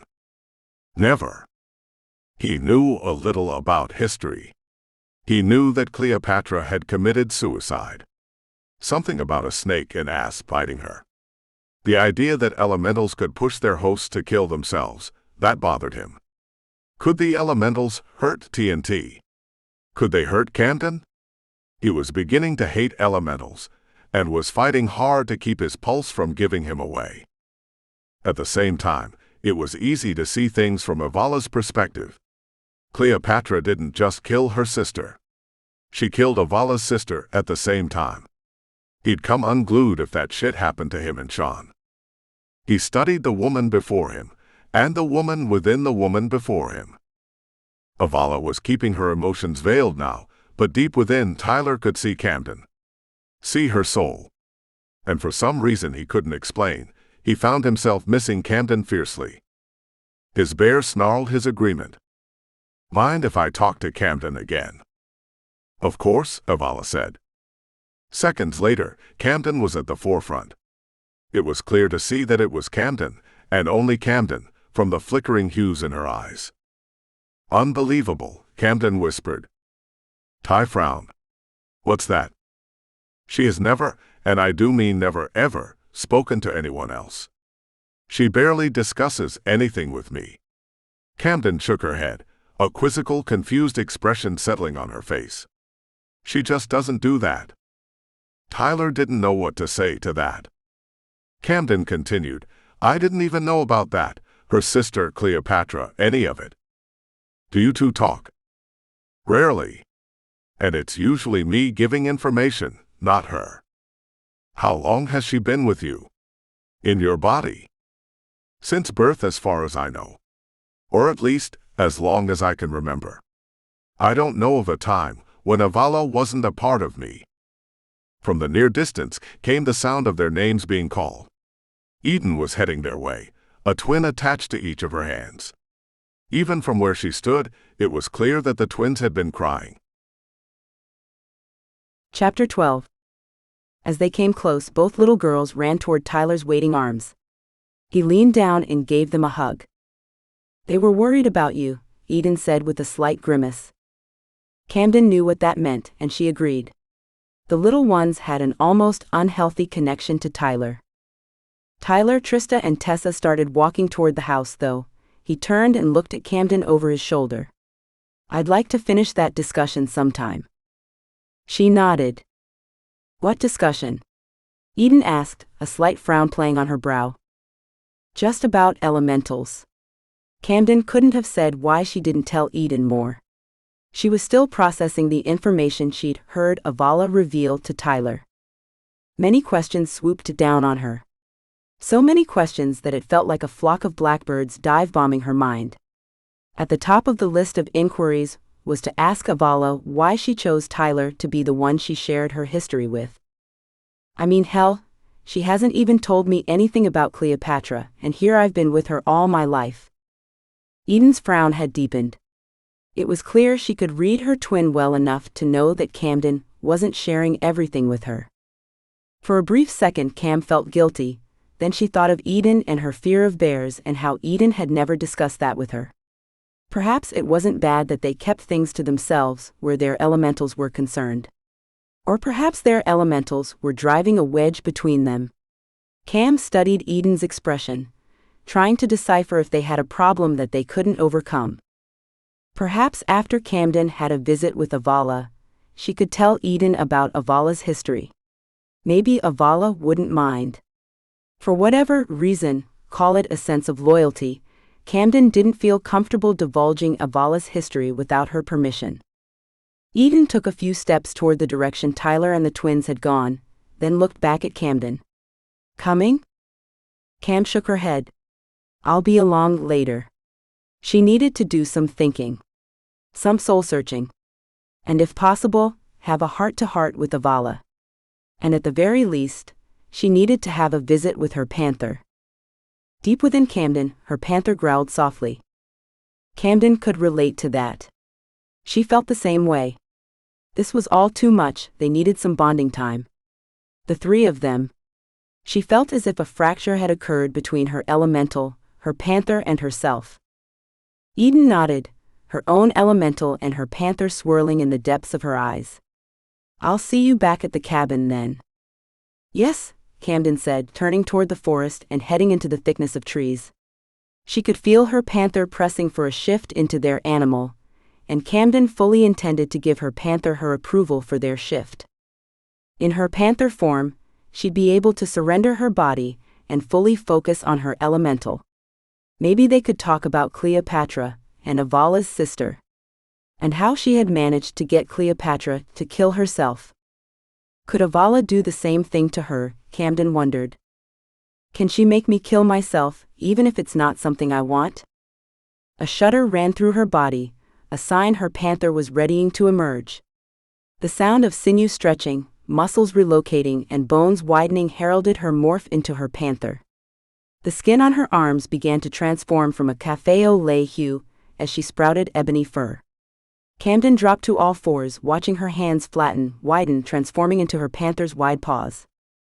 Fully transformed into a full-grown, lithe, muscular black panther, she threw her head back and released a roar, then bounded into the heavily forested area. Camden, still in her panther form, leaped over a rotten log. She'd run. And run. And run. She'd released energy from emotional overload, and yielded to the exhaustion that came from physical exercise. The sound of a mountain stream's bubbling cascade down the mountain brought her to an abrupt stop. The water's noises reminded her of a thirst brought on by the hours she'd spent running. How many hours? There was no telling, not for sure, not while she was in her panther's body. The sun was still out, so not that many hours. It was impossible to tell where the sun was though, not exactly. The cover of trees that rose above her head gave no indication of the sun's location. She approached the brook, silently padding through the pines and leaves that provided a softness which tempted her to rest for a catnap. Lowering her head, she lapped at the cool, clear water. She'd have loved to nap, but she had to talk to Avala and she had to get back to Eden and the twins. Plus, they needed to have a talk with Tyler. How could she and Eden help Trista and Tessa when they couldn't speak to the girls without Tyler's presence? Camden didn't blame Tyler. She knew it was the girls that pushed to always make sure he was around, but she couldn't count on opening a line of communication between her and Eden's elementals with the little girls' elementals if Tyler was around. Heck, There wasn't even a guarantee they could do it if Tyler wasn't around. I can't even seem to establish a line of communication with my own elemental. With that final thought, she swung her head away from the stream and headed toward an extra plush spot, thick with pine needles, latticed with sunny spots where the rays slipped through. Perfect spot to have a visit with Avala. In her head, the elemental was silent, leaving Camden to wonder if Avala realized what Camden was up to, that she wanted to speak with her. Avala couldn't necessarily read Camden's thoughts unless Camden opened to her, much the same as it was for Camden's panther. Unless Camden opened the lines of communication, neither of them knew what was on her mind. Though both could hear and see what Camden heard and saw, Camden usually kept communication with her panther open. She and her panther were allies. She wished she could say the same about her elemental, but most times to Camden it felt like Avala only took action when her own personal safety was threatened, not so much to assist Camden. Camden pawed the pine needles and leaves, rearranging them, readying a spot to get comfortable in. She shifted out of her panther and into her human form, rearranging her rumpled clothing. Shifting is hell on clothes. Out of her peripheral vision, she caught sign of a shadow. Snapping her head to the right, she studied the foliage but saw nothing. Raising her nose to the air, she inhaled, trying to see if she could pick up the scent of whatever had just created the shadow. No luck. No sign of anyone. She knew she wasn't the paranoid type, nor was she the type to see something that wasn't there. Her panther fought to regain control, though it wasn't possible. Shifting wasn't something a shifter could do repeatedly, without some time to recuperate. How much time depended on whether or not the shifter maintained his or her shifter skills by practicing often. Something that Camden didn't do. She hardly ever shifted into her panther. Her elemental seemed unhappy by the shifting, and Camden's panther seemed fine with not being in control fairly often. Camden surveyed the area casually, without giving a sign of alarm. What was setting her alarms off? Camden didn't get a chance to wonder for long. A blur launched itself from the cover of the trees, and was headed right at her. A light brown blur with glittering eyes and sharp fangs. A fox? A large tan-colored fox? Nope. She knew better, immediately. Shifter. If she'd had time, she'd have paused to wonder why this creature was trying to kill her. But she didn't have time. Not a lick of it. She dropped to one knee, and the fox flew over her. Unfortunately, the fox shifter reacted quickly to Camden's dodging. Far too quickly. Canines dug into the back of Camden's leg, sinking deeply into her flesh. Before Camden could stop her, Avala's powers surged through Camden's system. A coldness spiked through her body, rendering her incapable of stopping Avala, even if she'd had the presence of mind to consider stopping her elemental. With a loud snapping sound, followed by a whistling whoosh, ice bolts the size of arrows flew from above, traveling through the trees, breaking branches and sending leaves flying. The bolts landed all about Camden and the fox. Camden stood still, knowing better than to move and risk being hit. A yelp, then a loud screeching sound followed just as the last bolt fell. Camden whirled around. The fox had an ice bolt embedded in its shoulder, and another in its thigh. It howled and snarled, eyes glaring at Camden. Then, before Camden's eyes, the fox shifted into a blonde. An angry, defiant blonde that shot Camden looks that could kill. "Look what you did," she snarled, though she was in her human form. "You are just like those baby freaks that Sean and Tyler are keeping. You'd think they'd find a different kind of pet." Anger blossomed in Camden, but she contained her fury as she felt Avala's power rising within. Clearly, Avala didn't appreciate the twins being called freaks. Camden fought for control, trying to keep Avala from killing the fox shifter. "You must be one of the nannies." Camden couldn't keep the disgust from her voice. "If you want to mate that badly, why don't you try getting one without faking that you give a shit about two little girls?" Camden wasn't sure how Avala knew this nanny didn't give a shit, but it was clear when she took over and finished her sentence that she was right. The guilt that flashed in the fox shifter's eyes told Camden what she needed to know. That guilt didn't last long. It was rapidly replaced with the blaze of fury. The fox shifter leapt to her feet, her fingertips and claws. She raked down Camden's face and across her neck. Camden gasped at the spurt of blood and cocked one arm back, then struck at the fox shifter, connecting with her jaw. The fox shifter's head snapped back but didn't stay that way long. She threw herself at Camden. Camden struck again, but the blood was coming out of her quickly. And it was too soon to shift into her panther, in order to defend herself. Camden called out to Avala to help her. Seconds later, a darkness descended over the forest for the briefest of seconds as a sheet of ice came down from above, winding its way between Camden and the fox shifter, then rolling and churning into a cage made of ice. Camden tried to focus on the fox shifter now behind blocks of ice, but all she could see was a silhouette behind the bluish-white wall. Behind the ice, the shifter was screaming at Camden, cursing her, yelling to be released. The words were unintelligible. Camden collapsed, her torso leaning against a tree's sturdy trunk. Seconds later, more voices penetrated the tunnel of unconsciousness surrounding Camden. Voices she didn't recognize, but clearly knew her. "Enough," one of the voices said. "Enough what?" was the last thought Camden had before darkness descended and surrounded her completely. Chapter 13. She's coming too. This was the first awareness Camden had as she woke. The voice wasn't one she was familiar with. She didn't scent an enemy or anger. Her head pounded. She stretched and discovered she was in her panther's body. How, what, why? She pushed for a shift, and with the usual, but not enjoyable, crunching and tearing, she morphed into her human form and opened her eyes. A pair of concerned eyes attached to a good-looking man's face were studying her. Behind him, a dark-haired, equally attractive woman watched. Her dark eyes flashed indigo. Clearly, an elemental resided within this woman. And the man was a shifter, that much she picked up from his aura, but the woman was not, she was strictly elemental. "I'm Doc Evans," the good-looking man said. "Doc?" Camden was confused. "You've been hibernating to heal." She frowned at him. Then the memories flooded back. The fox shifter. Bleeding horribly. The ice cage that Avala trapped the shifter in. Passing out. Who helped me? What happened to that fox shifter? Luckily, May and I were guiding the council members to the O'Riordan place. We heard screams and... Doc Evans shrugged. Found the shifter encased in ice and you unconscious, losing blood and almost gone.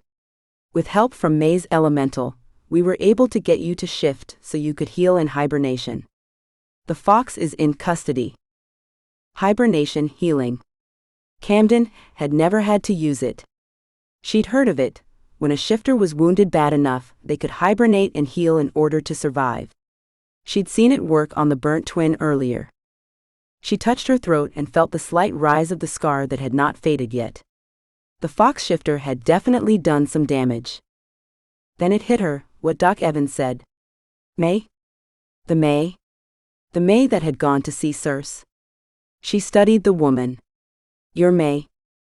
She nodded and stepped forward, wrapping her arms around Camden. You and Eden were still away with the monks of the Order of Elementals, training in the Carpathians when I left Denver. Camden tried to absorb everything running through her head. What about Circe? We just arrived from Denver, May said with a smile playing on her lips. All is well with Circe. You mean she doesn't she brought herself up short. She almost said hate. A soft laugh escaped May's lips. Your sister Circe is nothing if not passionate. She feels things deeply, but the love we have for one another would not be outdone by decades apart or misunderstandings. Relief flooded through Camden. She'd have to talk to Circe. She knew this must have pleased her sister, because despite how much Circe tried to pretend that May didn't matter to her, it was clear she did. Where's Eden? She's with the twins. You mentioned the council. Camden said. Yes, they've come in. Marie's call brought them in. What do you mean? And why? And how? The Shifter Council, based in New York, functioning much like the League of Nations might, was an entity that exercised much more power than the League of Nations. The Shifter Council made law and enforced law. There were no checks and balances. They determined what needed to be done in order to preserve peace among shifters, and they wielded their decisions with a heavy hand. Oh, Camden had never dealt with them personally, but she'd heard plenty of stories. Why would Marie call them in? May frowned. I'm not saying it's your fault. Her tone sure said it was. But it seems that something you said brought the twins to the council's attention. And not in a favorable way. They're here to assess and possibly reassign the twins from Sean and Tyler's care. There were tears in May's eyes. When Grizz gets back to town, something's going to hit the fan and it won't be pretty. Why? Why would they remove them? Seems your concerns raise flags for Marie. She called the advocates of young shifters. AYS is a branch of the council. They protect young shifters just like their title states. Protect them from what? Camden was genuinely concerned. She had no reason to believe Sean or Tyler had done anything that endangered the little girls. Doc shrugged. Protect them from whatever it was that you gave Marie reason to be concerned. Camden shook her head. This needs to be cleared up. You think so? May sounded bitter.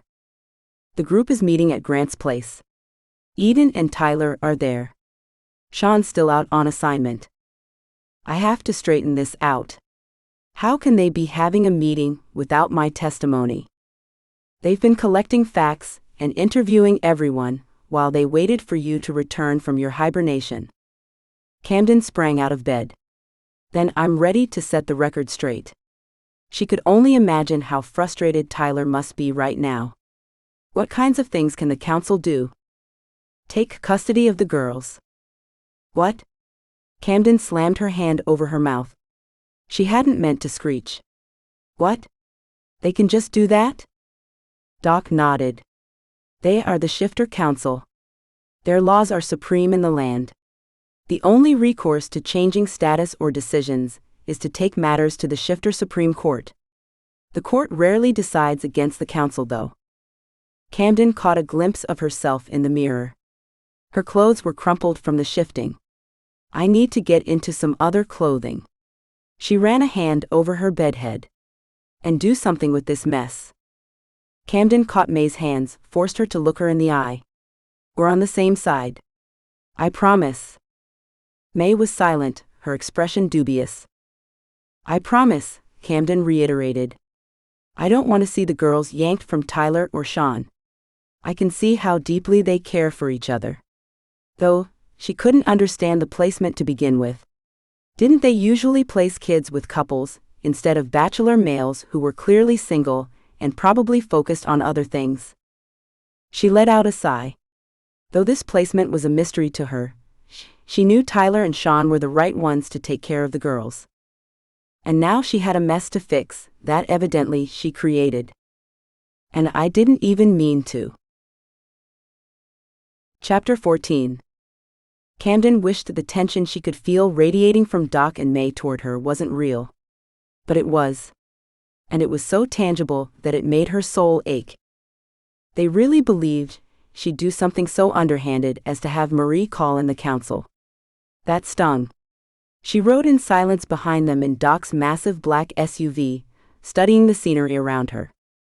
Odd how she'd become so attached to this place in such a short time.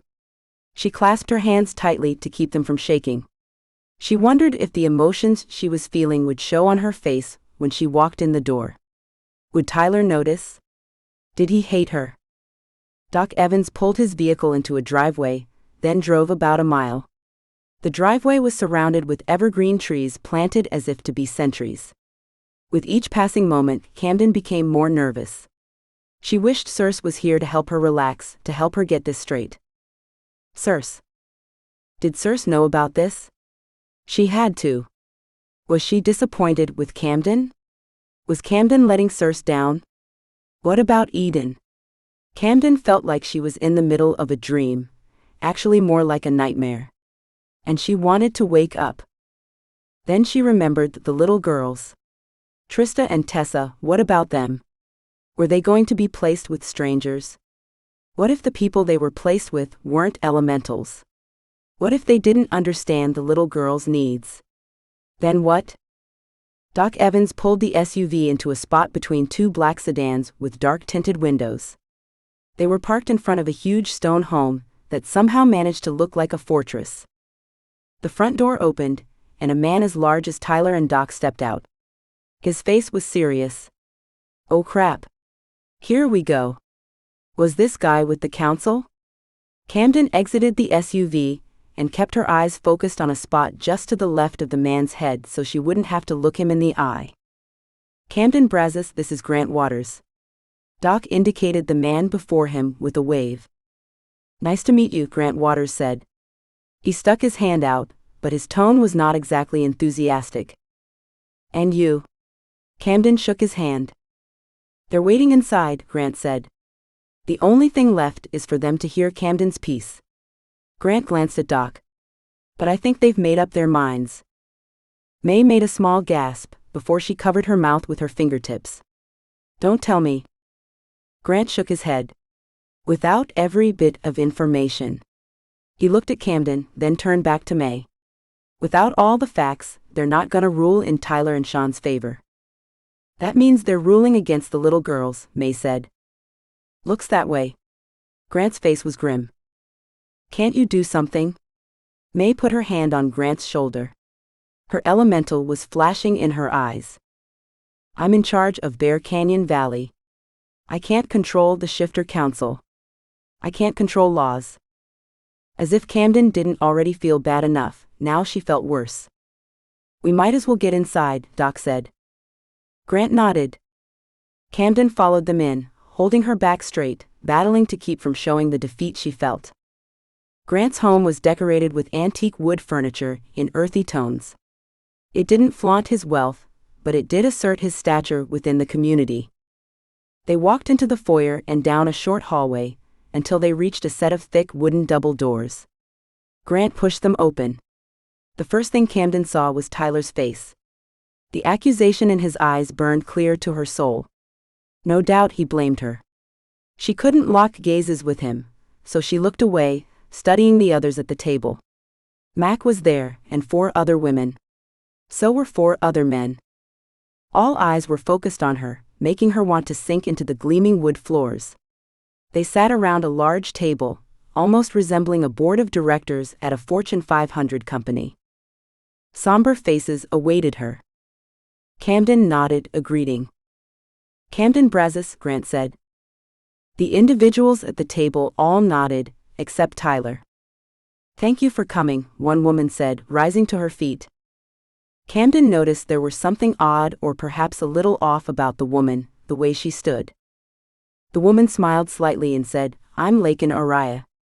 I'm part of the Advocacy of Young Shifters Project. We're here to look after the best interests of our young ones. Camden noticed when she spoke that Lakin lowered her hand and cupped her abdomen. Her shifter senses picked up the scent of her pregnancy. I think we're all here to look after the best interests of Trista and Tessa. Camden didn't mean to throw the gauntlet down. She wasn't challenging the council, but she didn't want them to think she was going to carte blanche sign off on whatever they had been talking about. She had no idea what impression Marie had left them with, but judging from the way Tyler, Grant, May, and Doc were behaving, it was clear she probably wouldn't agree with whatever the council was thinking. Of course, said a man who rose to his feet. He'd been sitting next to Lakin, a good-looking man, large, with blue eyes and a direct gaze that made Camden want to trust him. I'm K.Y. Romanoff, he said. We're all here for the young ones. Are you with the council too? Camden asked. I am. I'm one of the newest members, well, Lakin and I both are. She's my mate, and the mother of our baby, as I'm sure you've noticed. Camden nodded. Please sit, he said, indicating a chair. One of the other shifters, a man with curly hair and dark eyes, jumped to his feet and pulled a chair out for Camden. She thanked him and sat with her spine straight, her posture stiff. Where's Eden? Camden asked. She still avoided looking directly at Tyler. And she could still feel the daggers heading her way. Grant answered her. She's with the little ones. We didn't think they should be around for this. It would upset them too much.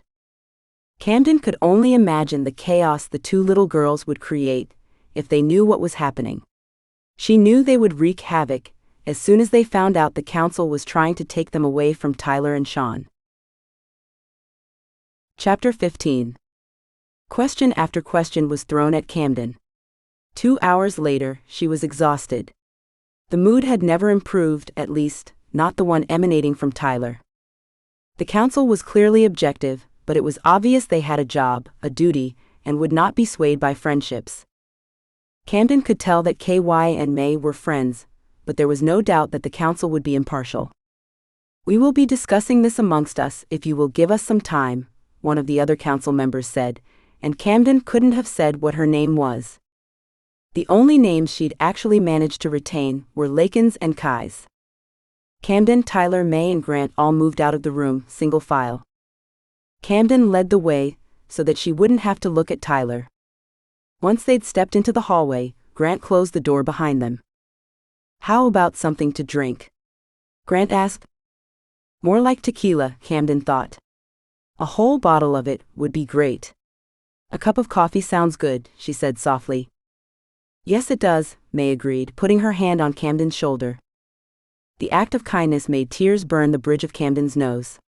But she wasn't going to cry. No, she couldn't cry. She followed them toward the kitchen, or at least she presumed it was toward the kitchen. In the kitchen, a beautiful curvy woman greeted Grant with a smile and a kiss. "Coffee's ready," she announced. Grant sucked in an exaggerated breath. "I smelled it." He turned to Camden. "Chelsea, this is Camden Brazos." "Camden, my mate and mother of the most precocious little boy you ever saw, Chelsea." "Lucky you," said precocious one, is asleep. "You've been saved by nap time." She smiled at Camden. "Thank you for the coffee," Camden said, reaching for a cup. She pulled the cup along the tabletop without picking it up, because she knew her hands were still shaking. Every question they had asked her, she'd wondered if she'd answered correctly, and if it was going to be the question that made them decide the girls couldn't stay with Tyler and Sean. Every answer felt like it was at the apex of the mountainside, ready to fall off a cliff that would destroy lives. Camden took a deep breath, then turned to Tyler. "I'm sorry."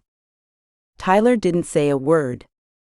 That broke her heart more than it would have if he'd yelled at her, if he'd called her the worst names. Tyler looked at May and said, "I'm going to check on the girls." Camden turned away from the group, so they wouldn't see the tears that now had broken through the barrier she'd set up and had filled her eyes. She heard the back door close, then turned to face the remaining foursome. "Please know I didn't do this. I didn't mean for anything to happen.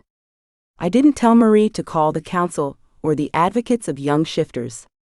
I didn't even know there was such a thing. We, the Order of Elementals, work independently of other shifter institutions and organizations. We're not its." Camden got no further. The back door flew open, crashed against the wall, then in stepped the one man who really could scare the hell out of her, elemental be damned. Grizz. He crossed his arms over a wide chest, tendons straining, muscles flexed, then his gaze traveled from Doc to May to Grant, then Chelsea briefly, then rested on Camden. Camden swallowed hard, though the logical part of her mind told her there was nothing to be concerned about. Even if Grizz tried to threaten her physically, Avala would handle the matter. Grizz frowned and addressed Grant. "Why is the council here? What's this about?" Sean called, said they are questioning the legitimacy of placing the twins with Sean and Tyler. She swallowed hard again.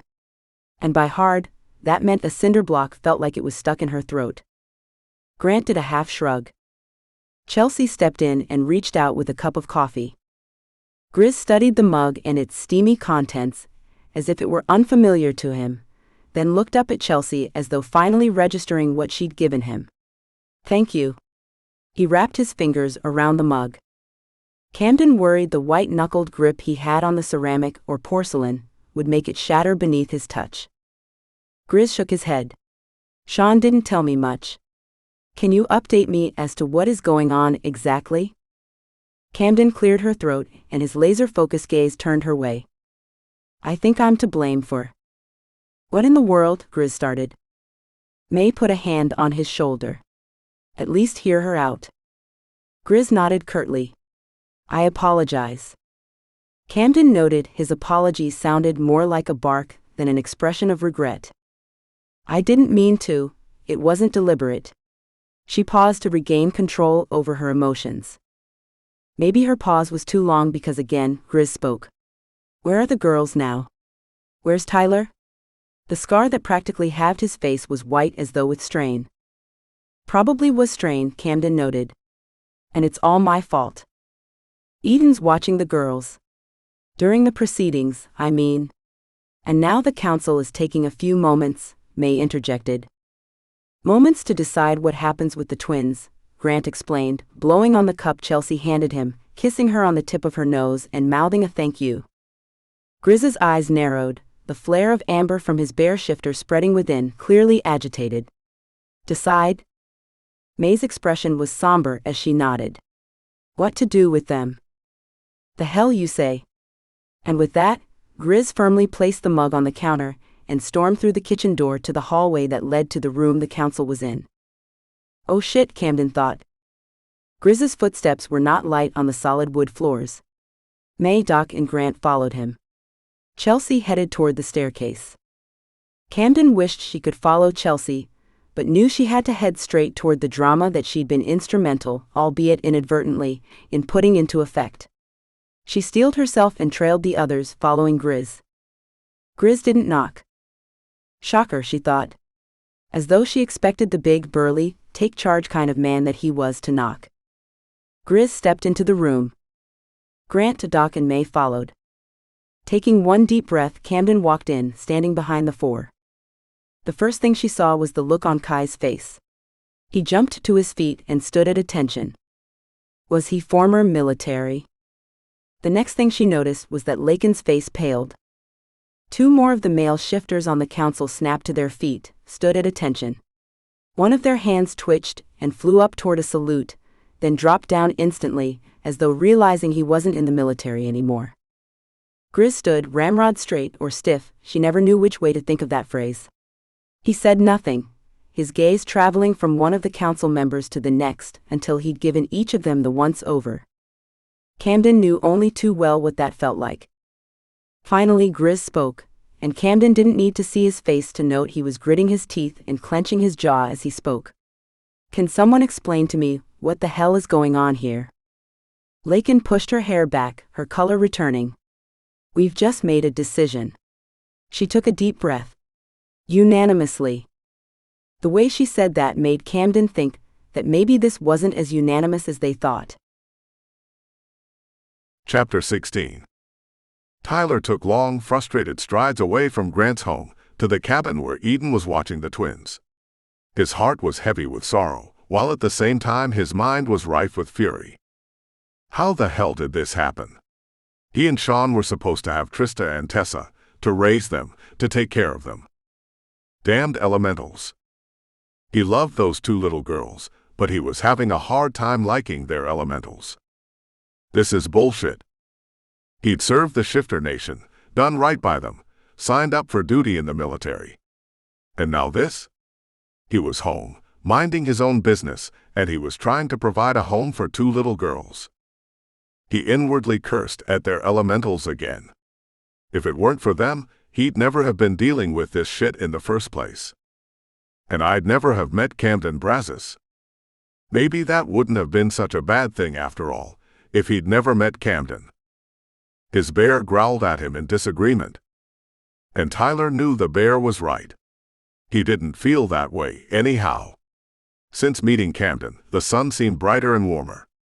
The leaves seemed greener. His entire life, hell, his very being, seemed to come alive in technicolor. He knocked on the door softly. Inside, Tessa and Trista were silent. As was Eden. He opened the door. The twins were asleep. Eden was reading a book. She glanced up at him, greeted him with a smile. Tyler looked at Eden and wondered how she and Camden could look so alike and yet seem to be so different. And why was he so devastatingly attracted to Camden? How are they? He kept his voice low. Worried? Confused? Yeah, I can sure as hell relate to that. What did you tell them? Eden heaved out a sigh. It's not easy. They aren't your average little girls. He nodded. He knew that damned well. She continued.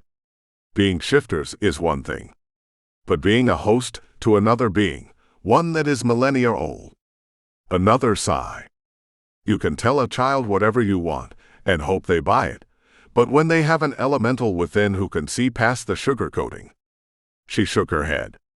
The elementals will naturally communicate with their host, some to a greater degree than others. So, you're telling me they know what's happening? I'm telling you they know something's up.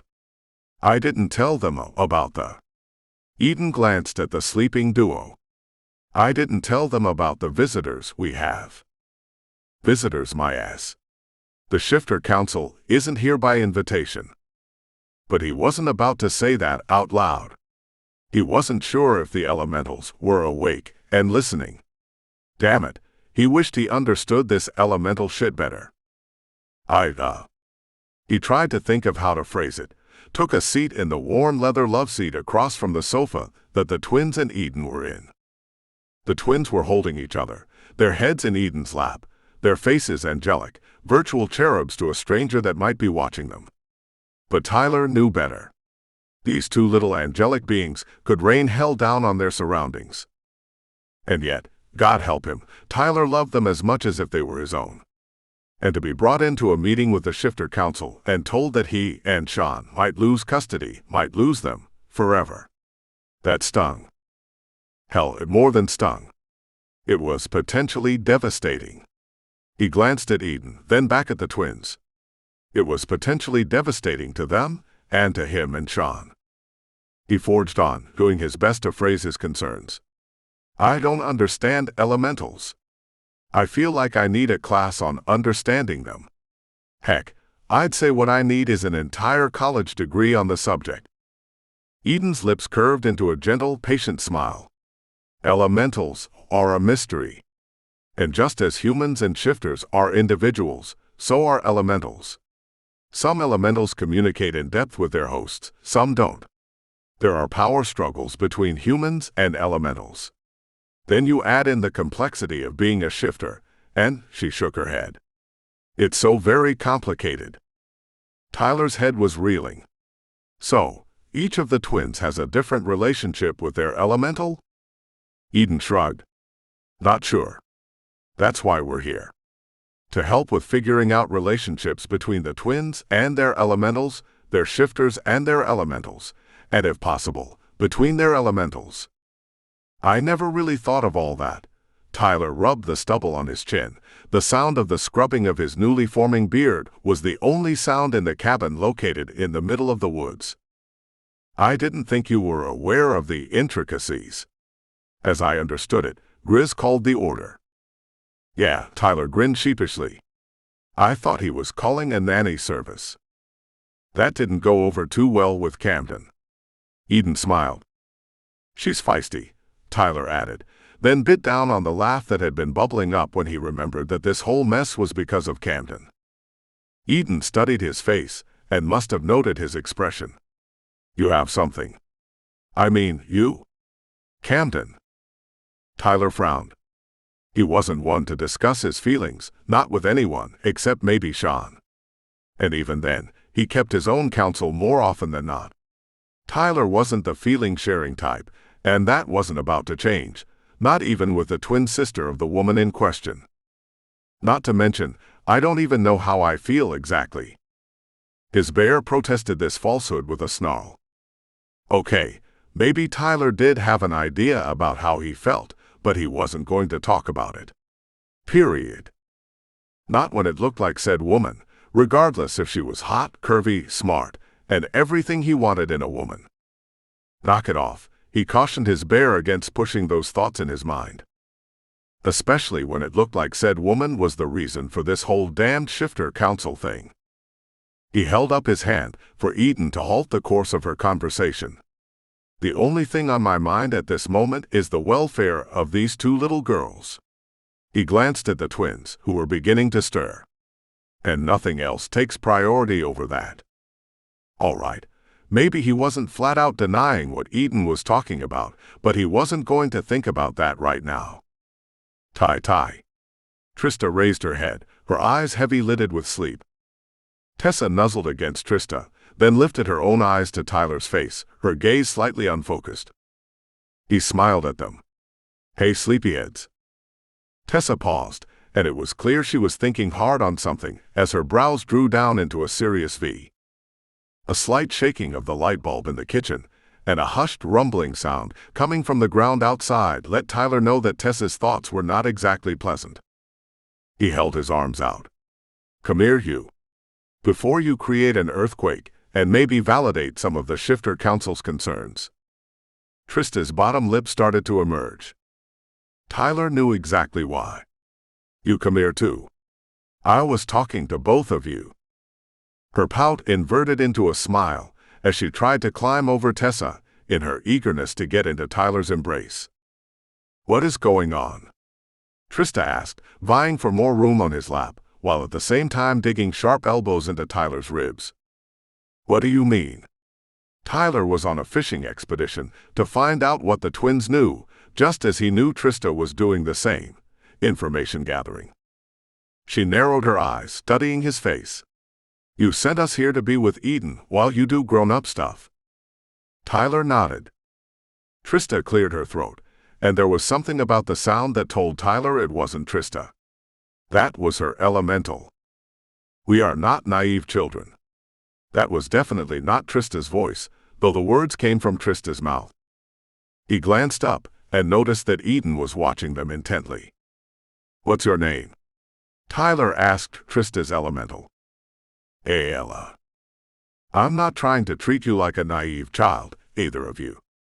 He glanced at Tessa and wondered if her elemental was paying attention. But you elementals are inside two little girls. I can't help but strive to protect them. Do you think keeping the truth from them is protecting them? Ayala, again.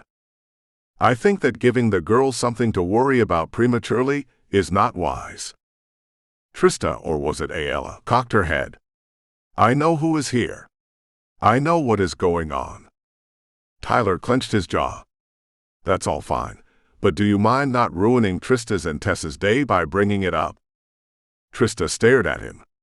That's when he noticed her eyes, normally flashing tiny bits of gold, her shifter, and light blue, her elemental, were actually more light blue than the clearest sky he'd ever seen. Trista's elemental nodded. And if you don't mind, I'd like if you'd not take control during this event. This isn't a good time to upset the apple cart. Because damn, things were hard enough as they were. Another nod from Trista's elemental, then her eyes changed color, the blue becoming less prevalent and equal in tiny flashes to the gold of her shifter. Tyler heaved a large sigh of relief, pressed his lips to Trista's temple in a gentle kiss, then turned his attention to Tessa and appraised her eyes. Luckily, the gold color of her cub was not secondary to the amber color of her earth elemental. Tessa, darling, he tweaked her nose. Do you know the name of your elemental? Tessa nodded. Cassie. Thank you, he said softly. She won't come out. She's gone away. She won't talk to me, and only comes when she thinks someone's going to hurt me. No problem. He patted her on the shoulder and heaved a deep breath, then lifted his gaze to Eden, pinning her. She may not be the enemy, but right about now, she didn't feel like an ally to him. I won't lose this. I flat out won't. Eden nodded. I understand. Tyler half shook his head. I don't think you do, but I have a feeling before it's all said and done, they all will. He'd be damned if he'd see more upheaval and hell thrown at these two little girls. They'd seen enough. Trista and Tessa raised their eyes to his. He fought hard to keep the resoluteness of his emotions from showing on his face. How about a snack? They nodded, but in the depths of their eyes, a seriousness lingered. Chapter 17. Camden was seated at the table with the council, Grant, May, and Doc. Grizz stood, leaning against the wall. The council had asked everyone to get comfortable before they made their announcement. Grizz had refused a seat, his voice a low growl as he proclaimed he was quite comfortable exactly where he was. His arms, thicker than many large branches, were crossed over a broad chest. In his neck, thick with muscles, Grizz's tendons were strained from stress. His scar was white with fury. Camden couldn't tear her gaze from the fierce shifter with the scar. She didn't feel fear usually, a side effect of having a kick-ass ice elemental. That's not how it was with this Grizz guy. For some reason he scared the daylights out of her.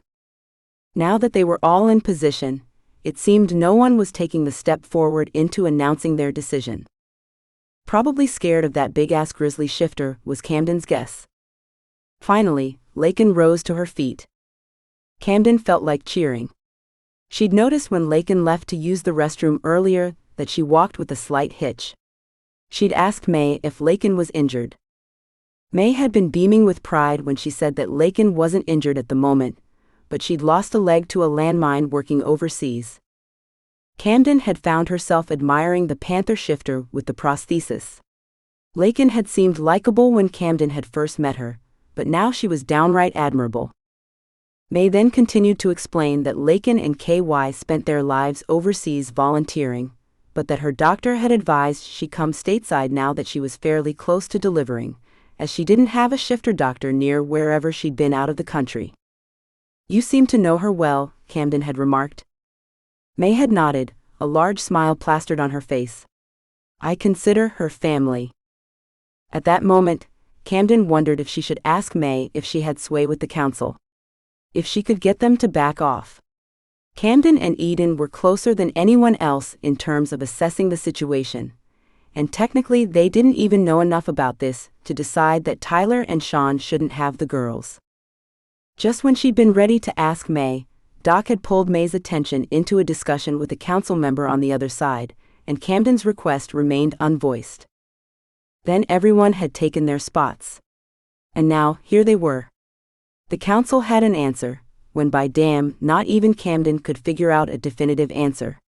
The only conclusion that Camden had arrived at was that the twins loved Tyler and Sean, and that Tyler for sure, since she hadn't met Sean yet, felt the same for the twins. Camden heaved a sigh. Lakin cleared her throat and shuffled some papers, still standing.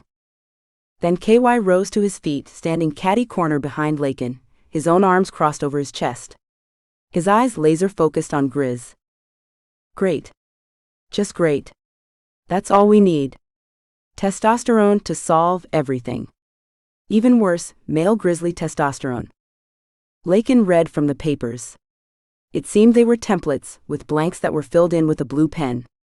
In light of the irregularities of following protocol, the council determines that the girls, Trista and Tessa, be placed with a council-designated advocate while we research the matter. That designated advocate, Lakin's voice was strained, breathless. Camden Brazos. There came the sound of a whoosh. Then the room fell silent. Camden could have heard a pin drop, even without her shifter hearing. Camden glanced at the source. Grizz had uncrossed his arms and exhaled loudly. He shook his head. "No." Lakin opened her mouth to reply, but Grizz held up his hand. "You don't come to this area and decide that you will dictate policy to us." Grizz, May's voice was soft. Grizz looked at May, and the sadness that Camden witnessed in the depths of his eyes made tears well in her own. Why? What was that about? She realized whatever that sorrow in his eyes was, it was something that her panther was reacting to. Her panther knew something. What am I missing? Camden wondered. Grizz kept looking at May, then he turned his steely gaze to Grant, then to Doc. No, May, Grizz said. With all due respect, no. They can't refuse to be a part of this society, this place we have built here, and then think that they can come in and dictate how we handle our business. KY stepped forward, standing shoulder to shoulder with his mate Lakin. I'm new to the scene, KY began. So I don't know the history that drives your statements. I don't know what the council refused to be a part of, but there have been promises, words were given, statements made, signatures affixed to agreements. No. The word rang out with the finality of a shot. Grizz shook his head. You're right. You. Don't. No. Doc rose to his feet as well. Grizz were on the same side. Grizz waved toward the council members. They aren't on the side of the twins. They aren't on Tyler and Sean's side. And they sure as hell aren't on my side. My body is covered with scars that show just how much they are not on my side. Where the hell was the council when this valley was under siege? He looked at May. Where the hell were they when Brad was killed? May gasped. Tears had filled her eyes. Doc put his arm around her. Camden knew who Brad was. That was May's first mate. Eden had told Camden she'd overheard Tyler talking to someone on the phone, and May's name had come up, how she'd been a widow for a long time, then she and Doc had become an item. That was a low blow, Camden said before she'd realized she'd even opened her mouth. She raised her hand, almost clapping it over her runaway mouth, but stopped herself. She wasn't going to back down. It had been a low blow. Grizz's turned toward Camden, his eyes narrowed into a squint. This is all your fault. If I hadn't called the order in. He ran his hands through his hair, almost as if in defeat. Then came a creaking sound. God, she knew that sound. She stared at Grizz. His face was beginning to realign itself. Shit, he's going to shift right here, right now. And she knew that he would wreak havoc. And that ire would be headed in her direction. She felt Avala's presence becoming stronger, like being swept up in white water during a flood. Avala was barely simmering below the surface, but the temperature was rising to a frosty boil. She would be erupting a barrage of ice if Grizz threatened Camden. The next sound split the air and brought everything to a halt. Grizz froze mid-shift. Avala paused, becoming still as a statue within Camden. Everyone's gaze turned toward the sound. Lakin's mouth was open in a shrill shriek, her fingers holding the table in a white-knuckled grip. Then she doubled over, nearly hitting her head on the table. KY wrapped his arms around her. Camden noticed a stain on Lakin's gray dress. Her water's broken, she whispered. What? May practically screeched. Doc leaned closer to Lakin. It's true. No, KY responded. She's early. Early or not, it's happening, Doc assured him. Let me check her out. See if we have time to get her to my place. Should we get your kit, in case there isn't time? May asked. Doc nodded. I'll go, Grant offered. I'll tell Chelsea to set up a room for you for now. And with that, he was out the door, moving at shifter speed. Grizz followed him out the door. Half of Camden's mind wondered if Grizz was helping Grant, while the other half of Camden's mind was concerned with Lakin. Carry her to a room, May instructed KY. I can walk, Lakin said, her voice strained. She took a step and doubled over again. May took her hand. Let KY carry you. Don't try to be a hero and endanger the baby, or yourself. Chelsea appeared at the door. Grant said you needed. She looked at the situation, took it all in swiftly. Oh my. Follow me. The room cleared out, the council members headed toward the kitchen. Carrying Lakin, KY followed Chelsea, trailed by May and Doc. Camden was alone, glancing about the room. Then it hit her. Lakin just said that she, Camden Brazos, was the appointed guardian of the girls. No. This couldn't be. Tyler's going to hate me for this. Chapter 18. Tyler pulled another book from the stack of books the girls had picked for him to read to them. He heard the steps approaching. An average human wouldn't have heard them. A shifter definitely would. He glanced at Eden and could see that consternation marked her face. She heard them as well. They weren't expecting anyone, well, unless it was someone bearing news. And right now to Tyler, it felt like all news was bad news by damn. The door opened slowly. Grizz peeked his head in the door, took in the scene. Cozy, he whispered.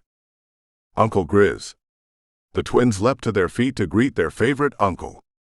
He dropped to one knee and wrapped his thick arms around the youngsters, his eyes meeting Tyler's over their heads. The look in his eyes was serious. Something about it bothered Tyler. Everything okay? He asked. Grizz nodded. Hi, Eden. They're waiting for you at the house. I'll take over babysitting duty. Go have some lunch, something other than peanut butter and jelly sandwiches. Trista playfully punched Grizz on the arm. PB&J are the best sandwiches ever.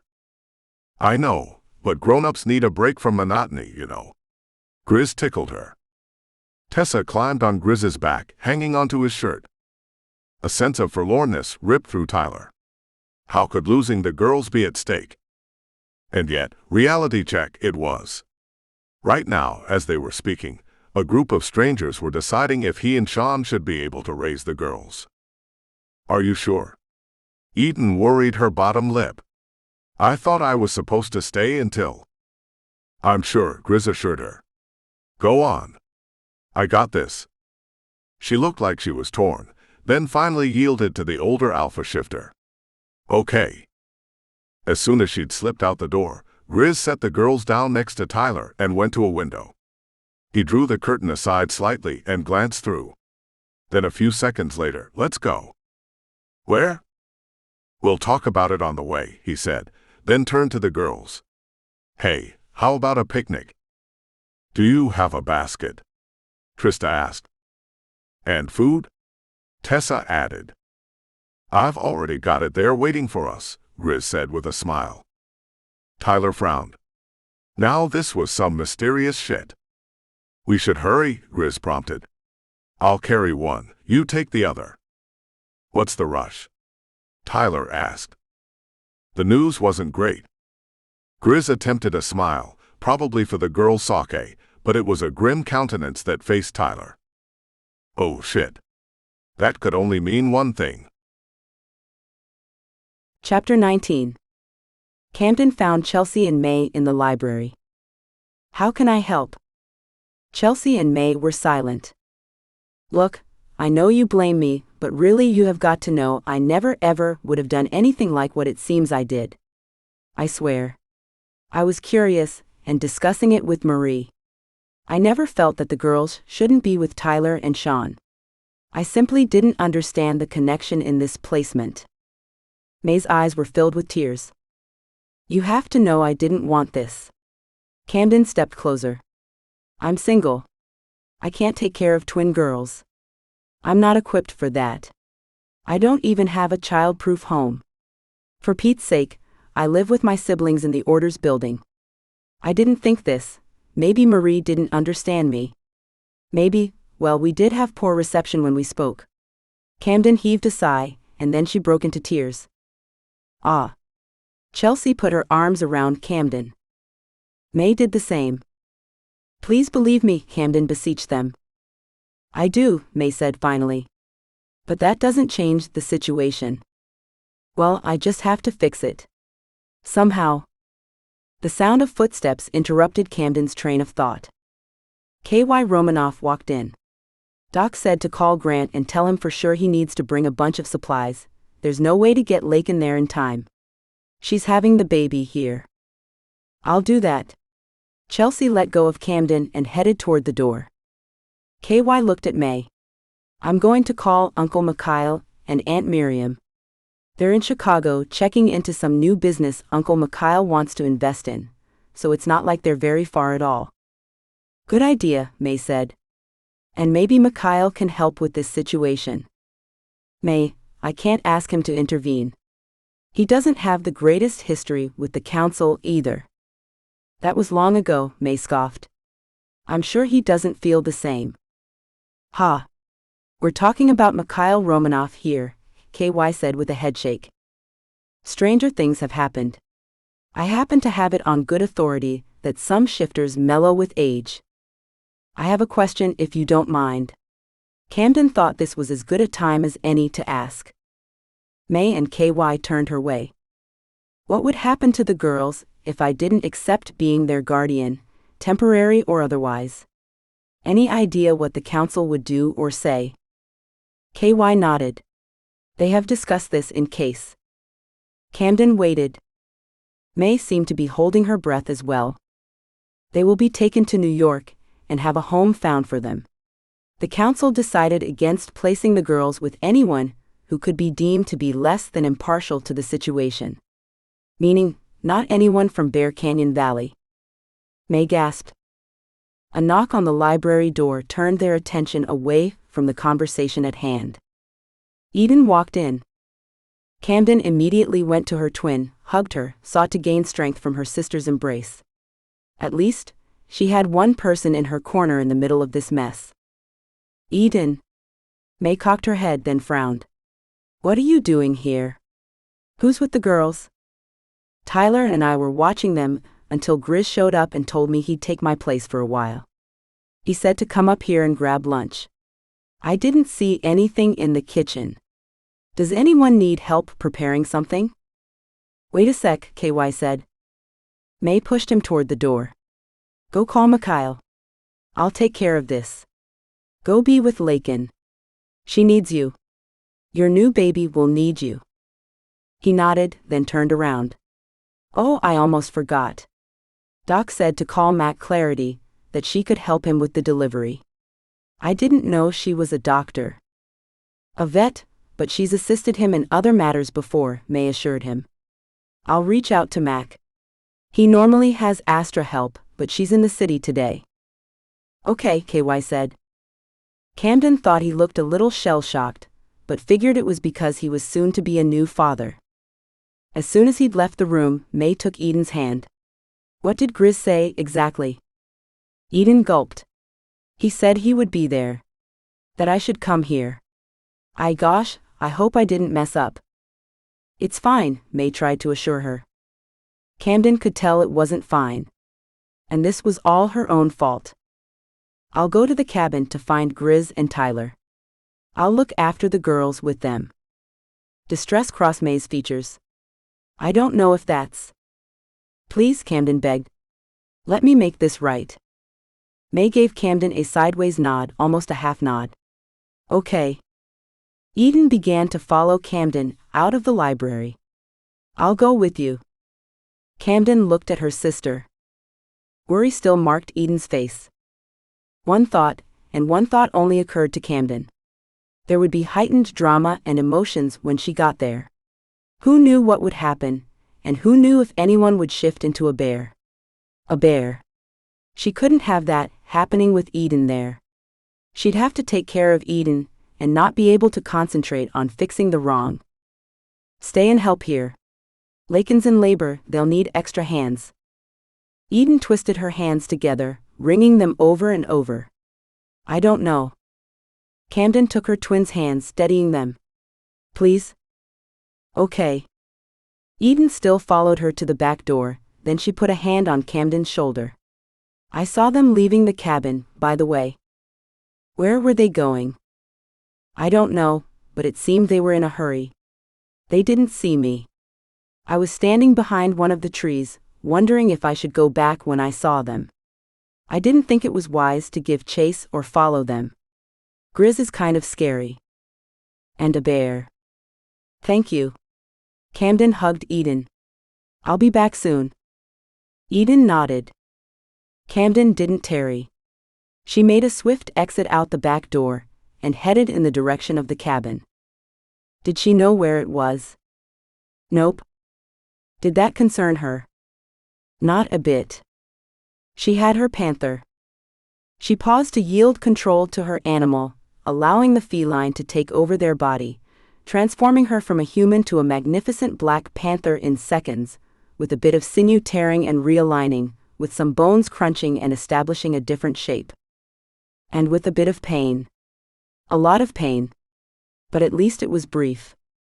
She recognized if she practiced shifting more often, it would be a bit quicker and maybe a hair less painful, but that wasn't her thing. She normally didn't need her shifter as much as she seemed to lately. Chapter 20. Tyler and Grizz trekked through the woods until they reached a waterfall. The girls had fallen asleep in their arms, so now Tyler finally felt comfortable enough to talk to Grizz. So, what's really going on? Grizz grimaced. You lost custody. I don't know if it's temporary or permanent.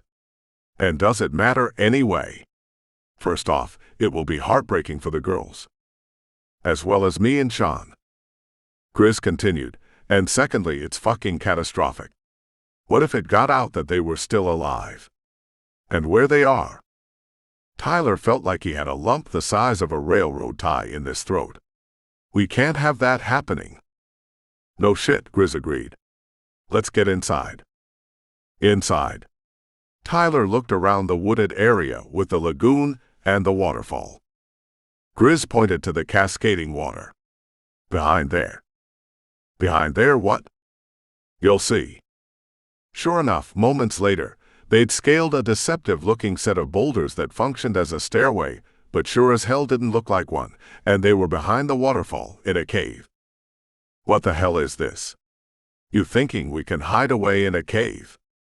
Tyler fought the urge to rage at the hopelessness of his situation. There's more to it than this. Follow me. This better be good, Tyler thought. And it was. The cave led to a tunnel. The tunnel led to another one, and a different one. It was as if there was a maze of tunnels, more like alleyways in the belly of the mountain. Thank goodness for shifter vision and being able to see in the dark.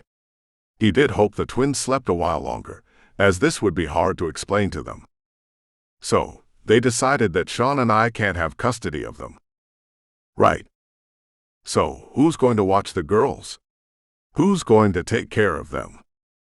The council, those bastards, gave custody to Camden and Brazos. What the? Tyler lowered his voice as it was echoing off the walls, and the girls stirred. He waited until they settled back to sleep, and then asked the question that had been burning him at the back of his mind. What is this place? Walking next to Tyler, Grizz gave him a glance.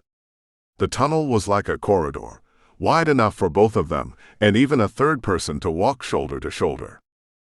Tyler appraised the area. It was actually large enough for a vehicle, maybe a four-wheeler. Grizz took a deep breath. This place was where our kind hid and lived when they were persecuted long ago. It connects to the tunnels created by Grant's grandfather's people long ago. Tyler was stunned. All this history. And he had no clue. Grizz continued, Braden and Dakota help maintain them. Many of the cabins scattered about the mountains have secret entrances to the tunnel system. Tyler thought on the matter for a second, but couldn't push aside a question that kept returning to his head. Why Braden and Dakota? Why not your own blood? Your nephews? Grizz chuckled. Know what? I asked, Jeremiah Flight of Eagle over Waters. Wait, who's that? Grant Waters' grandfather. Later, they shortened the name to the Waters surname. I asked Jeremiah the same question when he turned the tunnels over to me. What did he say? That the tunnels picked me. That his shifter animal, also a grizzly, told him. And that the same thing would happen to me. But Grant is the alpha of Bear Canyon Valley, right? He leads here. He's the leader, that's true, but the tunnels are something else. They're a separate entity. They are different. Grant isn't pissed his grandfather gave you the tunnels. Grizz laughed softly. Jeremiah did not give me the tunnels. He gave me to the tunnels. Tyler was puzzled, but they kept walking, Grizz leading him deeper and deeper into the belly of the mountains. Grizz took his hand off the sleeping little girl to put it on Tyler's shoulder. I know. It's confusing. To say the least, Tyler agreed. I was once confused too. So where are Braden and Dakota then? Dakota's in the lagoon with little Larson swimming, or more like splashing, since he's not quite mastered the swimming thing yet. Tyler snapped his head to the left, to the sound of the new voice. You're Braden. The large shifter who stepped out of the shadows nodded. Thanks for being available, Grizz told Braden. It's what we do. Braden looked at the little girls in their arms. I'm guessing things didn't go well with the council if you're here. Grizz shook his head. Could have gone better. Lagoon? Tyler asked. Let me show you. Braden stepped in front of them and led them down another fork. Tyler looked at Grizz, studied the scar on his face. Why did the tunnels pick you? Grizz pointedly glanced at Braden, then back at Tyler. The tunnel has its reasons. Braden looked back at them. They seem to pick those who have had their share of shit thrown at them, he said, his voice low. Indeed. Grizz nodded. Tyler froze in his tracks. Before him was the most unexpected view he could have imagined. A large chamber, a gigantic cavern, and in the center a lagoon lit by the sun. There was a hole in the cavern's ceiling that allowed sunshine in. The sun's rays illuminated a waterfall that cascaded into the indigo-colored lagoon water. A color so lustrous and blue, he'd have sworn it was artificial, but knew better. At the lagoon's shore, a woman held a young boy, Larson Braden had called him, who was splashing in the water. And each time he struck the water with his palm, a spray would rise and strike the little boy in the face. The child threw his head back, laughing, while at the same time, tiny crackling of electricity sparked about him, looking much like fireflies. Tyler looked at Grizz. He had two things he wanted explained. Larson. He's named after you. Grizz's smile was that of the proverbial Cheshire cat. He is. Naturally, Braden agreed. Grizz's brow was raised as though he was expecting the next question. Elemental. Because what else would explain the firefly-like sparks? Indeed. Tyler looked at Braden. Are you or Dakota elementals? He'd begun to wonder if elementals clustered and tried to be near each other, or if they were solitary beings. Neither. Tyler cocked his head. Then he pressed the issue. His biological father, Braden said, his jaw clenched. Long story. Unnecessary story, Grizz added. Agreed, Tyler said. I don't need to know. Braden nodded, acknowledging that he appreciated the respect on Tyler's part in not delving deeper. Dakota looked up from playing with Larson and waved. She practically glowed when her eyes rested on Braden. A part of Tyler felt a twinge, truth be told, a hell of a big part of him felt a twinge. The look in her eyes closely matched the way he felt when Camden was around. Camden. He fought the fierceness of the feelings he felt about missing her. He refused to believe she'd have betrayed him and the twins, but the situation was too weird. He felt too strongly for her, and knew there was no way he was not a good judge of character when it came to her. He couldn't be wrong. That was goodness he read in her. And her elemental didn't seem evil, though she did kill Cleopatra. He couldn't say that he wouldn't have done the same if someone had killed his brother. It was that moment, and simultaneously the twins awoke. Trista and Tessa both raised their heads from his and Grizz's arms. They looked around, wonder in their eyes. Then they spotted Larson. Trista looked at Tessa, then said, "He's like us." Tessa nodded. The girls went silent for a brief moment, looking into each other's eyes. Then they squirmed to get out of their keeper's arms and ran toward the shoreline of the lagoon. Tyler couldn't have said why he'd done it, or maybe if he thought on it long enough, he could have. The elementals were unpredictable. Whether he was going to protect the girls or the baby Larson, he took off at a sprint, running swiftly behind the twins. The girls halted in front of Larson and watched him. Larson raised his eyes to the twins, studying them. The look in his eyes was like that of an old soul. Then out of the blue, he let out a giggle and an excited gurgling sound. He reached for the girls, his chubby little fingers opening and closing. The twins looked at each other, and delight shone on their faces. Tyler could tell from the colors of their eyes that their elementals were in control and at the forefront. Now what, he wondered. Chapter 21. One paw in front of the other. Still in her panther form, Camden skulked through the shadows of the tunnels, following the scent of Tyler and Grizz and the twins. She couldn't hear them. She made sure she stayed back far enough not to be heard. If either of them had senses that were better than the average shifter's senses, they might catch her scent, or perhaps hear her heartbeat if the tunnels were quiet enough. Skulking, that's the word she'd used to describe what she was doing. Following them in the dark, staying far behind, feeling like a criminal, acting like a guilty person. Her panther curled up her lip in disdain at her own position. More than ever she wished that Circe were here. She could sure use her older sister's counsel. In her head, Avala scoffed. Isn't it about time you stopped relying on your sister and started to do things on your own?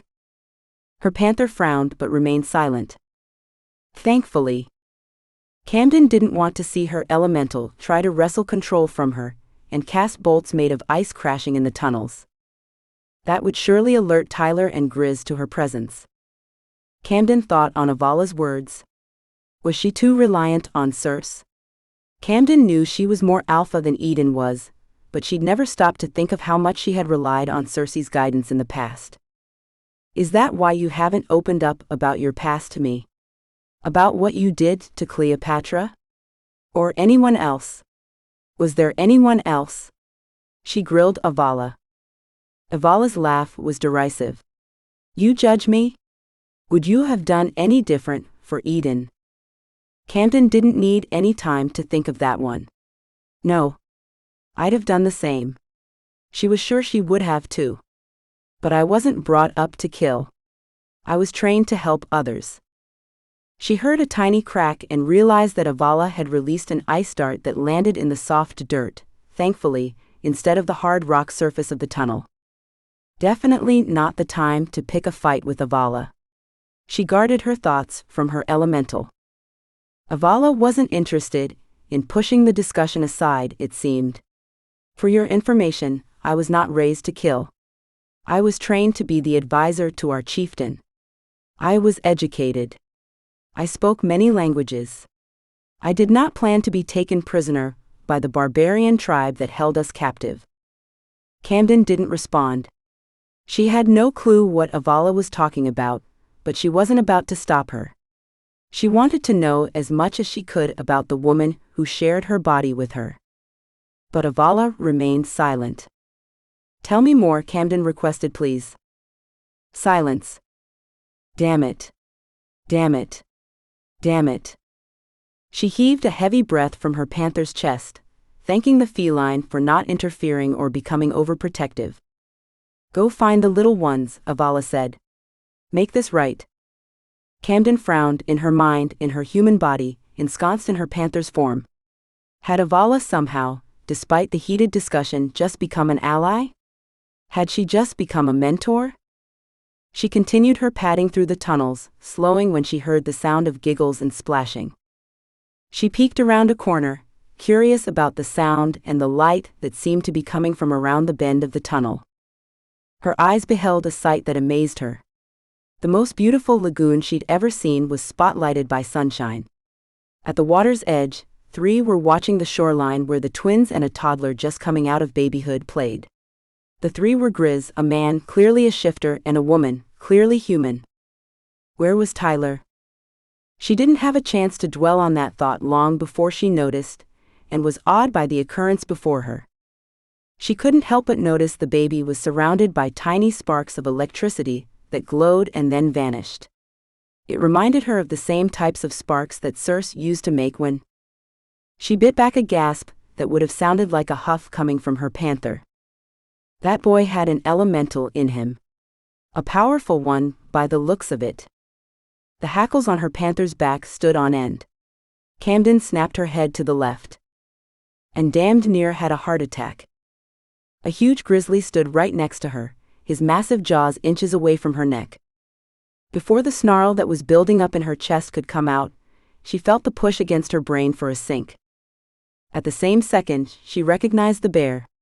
Tyler. She accepted the sync, and allowed the communication link to open. Syncing was the way shifters could communicate in their animal form. It was a means of talking silently in their minds. But in order to talk, one had to accept the push to link. The way Camden did. What are you doing here? Tyler's voice sounded the same in their sync as it did in his human form. Are you here to take the twins away from me? His growl was soft but menacing. Soft enough that the others by the lagoon wouldn't have heard it, but menacing enough to scare the shit out of Camden. Chapter 22. Tyler had sensed Camden's approach. He couldn't have said how, though. He didn't scent her. He didn't hear her.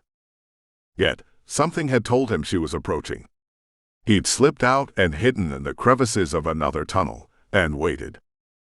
His senses had not let him down. He studied her stealthy approach, how her eyes glittered in the darkness, how her fur was thick and gleaming. Muscular and lithe, she was a lethal weapon wrapped in a sexy package. A sexy package that wanted to take the girls away. His bear snarled a warning at Tyler. Really? The bear was taking her side. Tyler wondered what the bear knew that he didn't. He studied the feline. That's when he picked it up. A sadness, a dejection in her walk. She was definitely affected. Was it because of the council and all this? He pushed for a sink, and she accepted quickly. And then damn, if his temper didn't overcome him again. What are you doing here? He hadn't been able to stop himself. Are you here to take the twins away from me? His bear growled at frustration with Tyler's having blurted that out. Camden's panther flinched at his growl. Damn. He felt bad. He hadn't meant to scare her. Tyler. Her panther turned to face him, her expression earnest, her posture non-threatening. I'm here to help. Follow me. He wasn't going to stay here and talk to her, and possibly get caught by the others, maybe upset the twins. He led her down the tunnel to a fork, then down another path. Tyler's bear stopped and turned to face her panther. His breath caught at how stunning a creature she was. They should probably speak in their human forms. Let's shift, he told her in their sync. He didn't wait for her reply. Deciding that her panther might not fully trust him to shift her when she did, he took the initiative and seized control from his bear, pushing his human form for a shift. His bones began their transformation, becoming human-sized, reforming to their original state. His fur receded, sinews and muscles shrank. Seconds later, he was in his jeans and flannel shirt, shaking the dirt off and trying to rearrange clothing that had become a wrinkled mess. He looked like he'd been in a wrestling match and lost. He smacked his palms against his thighs, dust rising in the process. The sound of Camden's shift brought his head up. First came the crunching and tearing, and seconds later she was in her human form, an agonizing expression on her face, tears streaming down her cheeks. Damn. It never stops being so fucking painful. She yanked at her clothing, trying to rearrange it. Tyler knew the hellacious pain of shifting, but still her reaction was comical. He fought back a smile of amusement, forced himself to remember she was the enemy. He studied her, as if he were a man in the midst of a drought, and she was the sweetest source of fresh water. He didn't know how he was going to proceed with this situation, and it hurt like hell, because a part of him couldn't bear to lose her. But the same part of him couldn't bear the notion of losing the twin girls he'd become extremely fond of. Camden stopped rearranging her top and looked at him. Her eyes, a deep dark blue, were pinned to his. Ah, he knew those eyes. Avala was back. But why? Didn't matter why. As far as he was concerned, she was butting in. He leaned against the tunnel's cool rock wall. Mind if I speak with Camden? I don't mind, but I'd like a word first if I may. He inclined his head into a faint nod. Avala's face was somber. He couldn't bear to think of her as Camden because Camden was the woman he'd fallen in love with. Yeah, he'd admitted it even to himself. He was in love with Camden Brazos. But then again, he knew love didn't conquer everything, now did it? He knew that very well. He turned his attention back to Avala's face. Funny how even her features seemed a bit different when Avala was at the forefront. He wondered if it was so, or if he was just thinking it. Maybe thinking so made it a reality for him. His bear snarled at Tyler to quit the speculating and pay attention. Avala was still watching him, saying nothing. Proceed, please. She nodded, folded her arms over her chest. I am a witness to this. A witness that no one thought to call. What? He was confused. At the council meeting. If anyone had called on me as an objective observer, I could have testified to what Camden did, what she said. Tyler frowned. Why the hell did no one think of this to begin with? Well, that answer was easy to figure out. Who'd have thought of calling a spirit to testify? So if called, you could affirm what Camden did or said. I can. But right now, I'd rather tell you. Why? To Tyler, it was more important the council know that the council reversed their decision. Avala heaved a sigh that raised and lowered her shoulders, then she leaned against the wall next to him. I haven't always been fair to Camden. Tyler cocked his head and studied her face, looking for her elemental's expression. How so? Avala shook her head, then shrugged. I don't want to go into a confessional now. Anyway, that's not my style. Can I simply say a few things, and do not make me bare my soul? Man, he sure could relate to Avala. He knew exactly how she felt. Yeah, no soul-bearing needed. A slight smile played on her lips, a smile that looked nothing like Camden. She never did anything to jeopardize your position or your custody of the twins. Never. Not once. She was musing out loud, just curious about why two little girls were placed with two bachelors. Another shrug. Innocent inquisitiveness, that's all. And she doesn't care what the council thinks of her, she's more worried about you.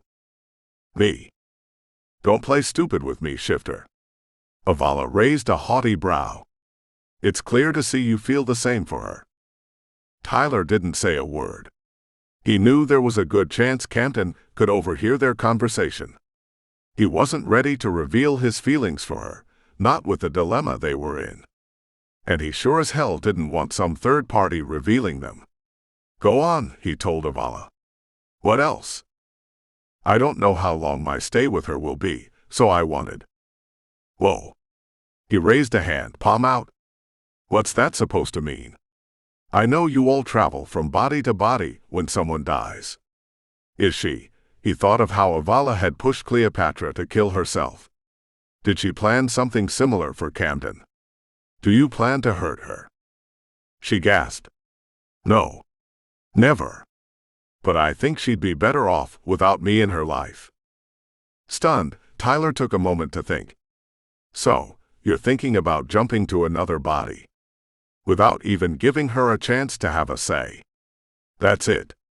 A slow anger was beginning to burn in him. Instantly, the indigo blue in her eyes vanished, to be replaced by her natural dark irises with a flash of amber that her panther lent to the depths. Thank you, Camden whispered. Her voice. She was back. He breathed a sigh of relief.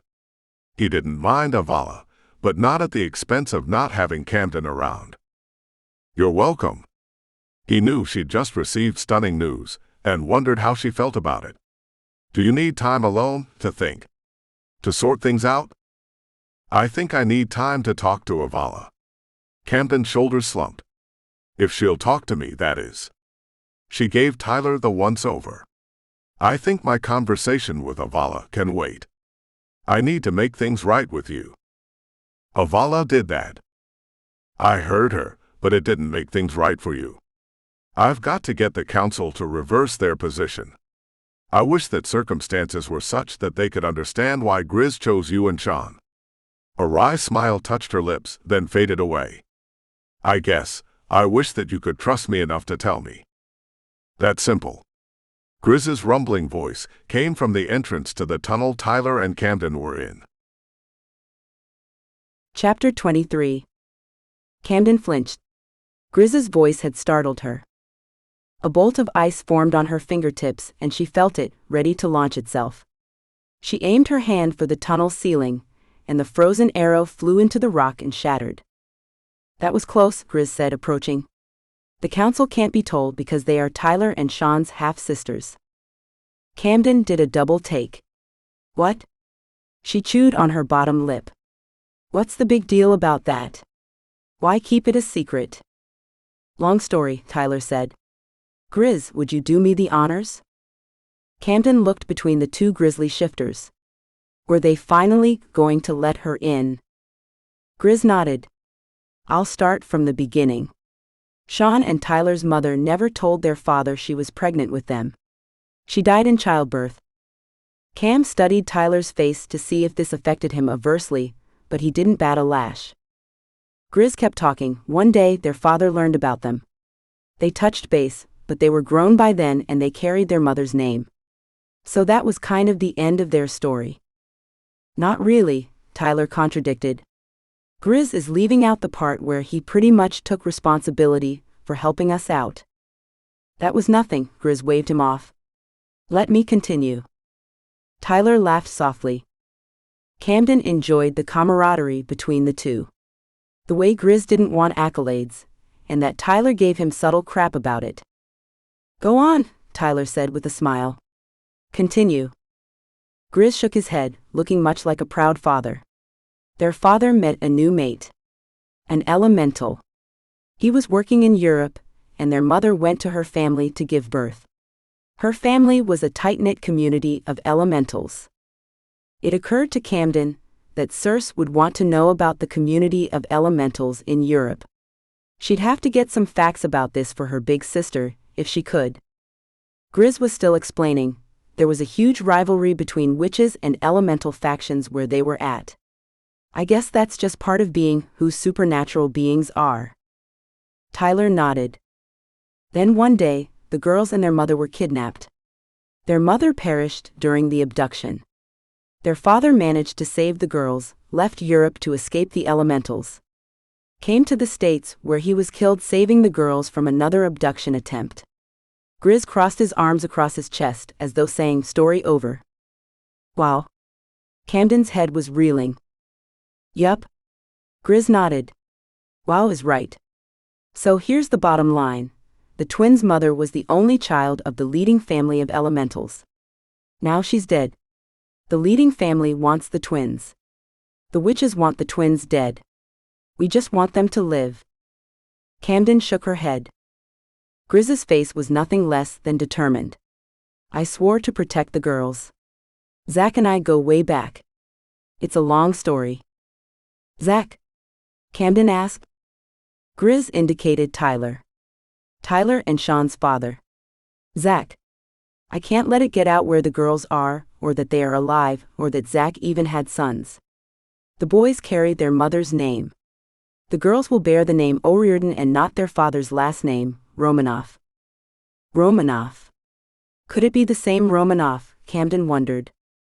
Zach was Mikhail's cousin, but fell away from the family long ago. Grizz, she started. Let me fix this. Tyler put his hand on her arm, then turned to Grizz. Give us a moment. Grizz nodded. I'll check on the girls. Camden looked up into Tyler's face. Would he dispute her wanting to make this situation right? Did he not trust her? Tyle.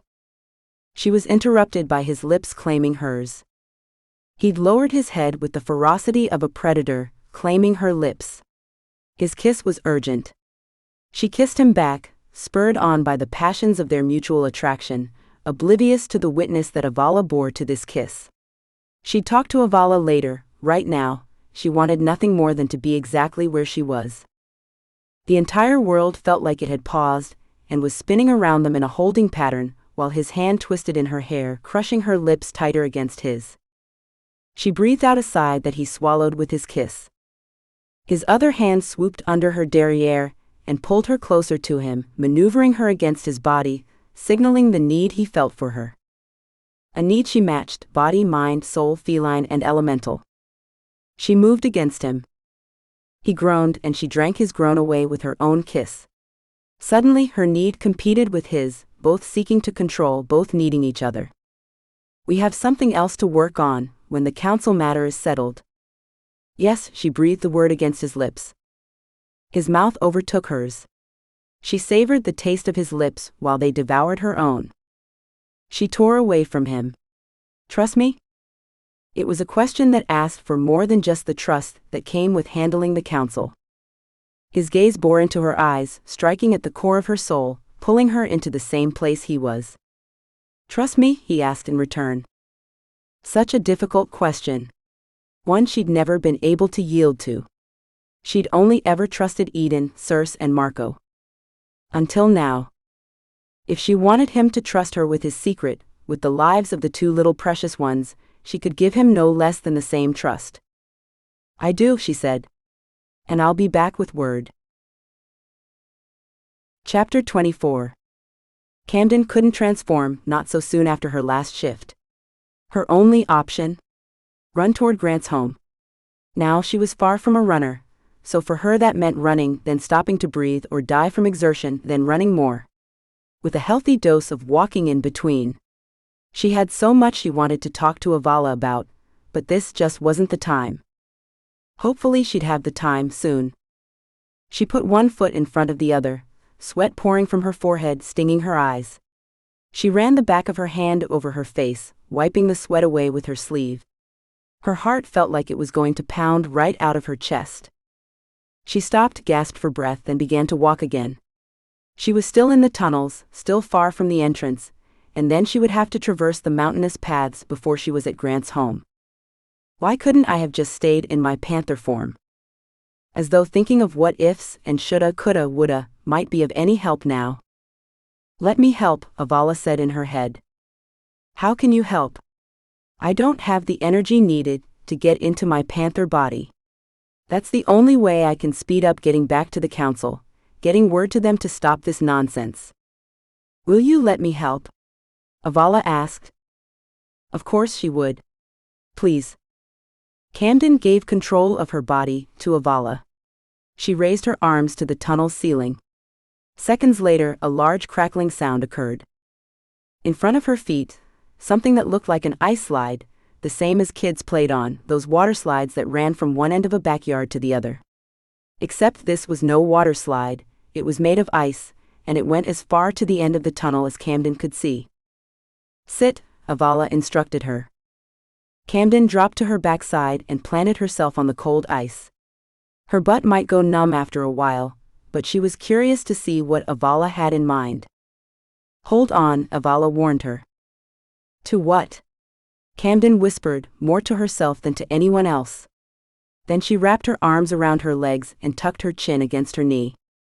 It felt like giant hands were pushing her, propelling her along as she wound her way at a speed that felt breakneck and hellishly dangerous.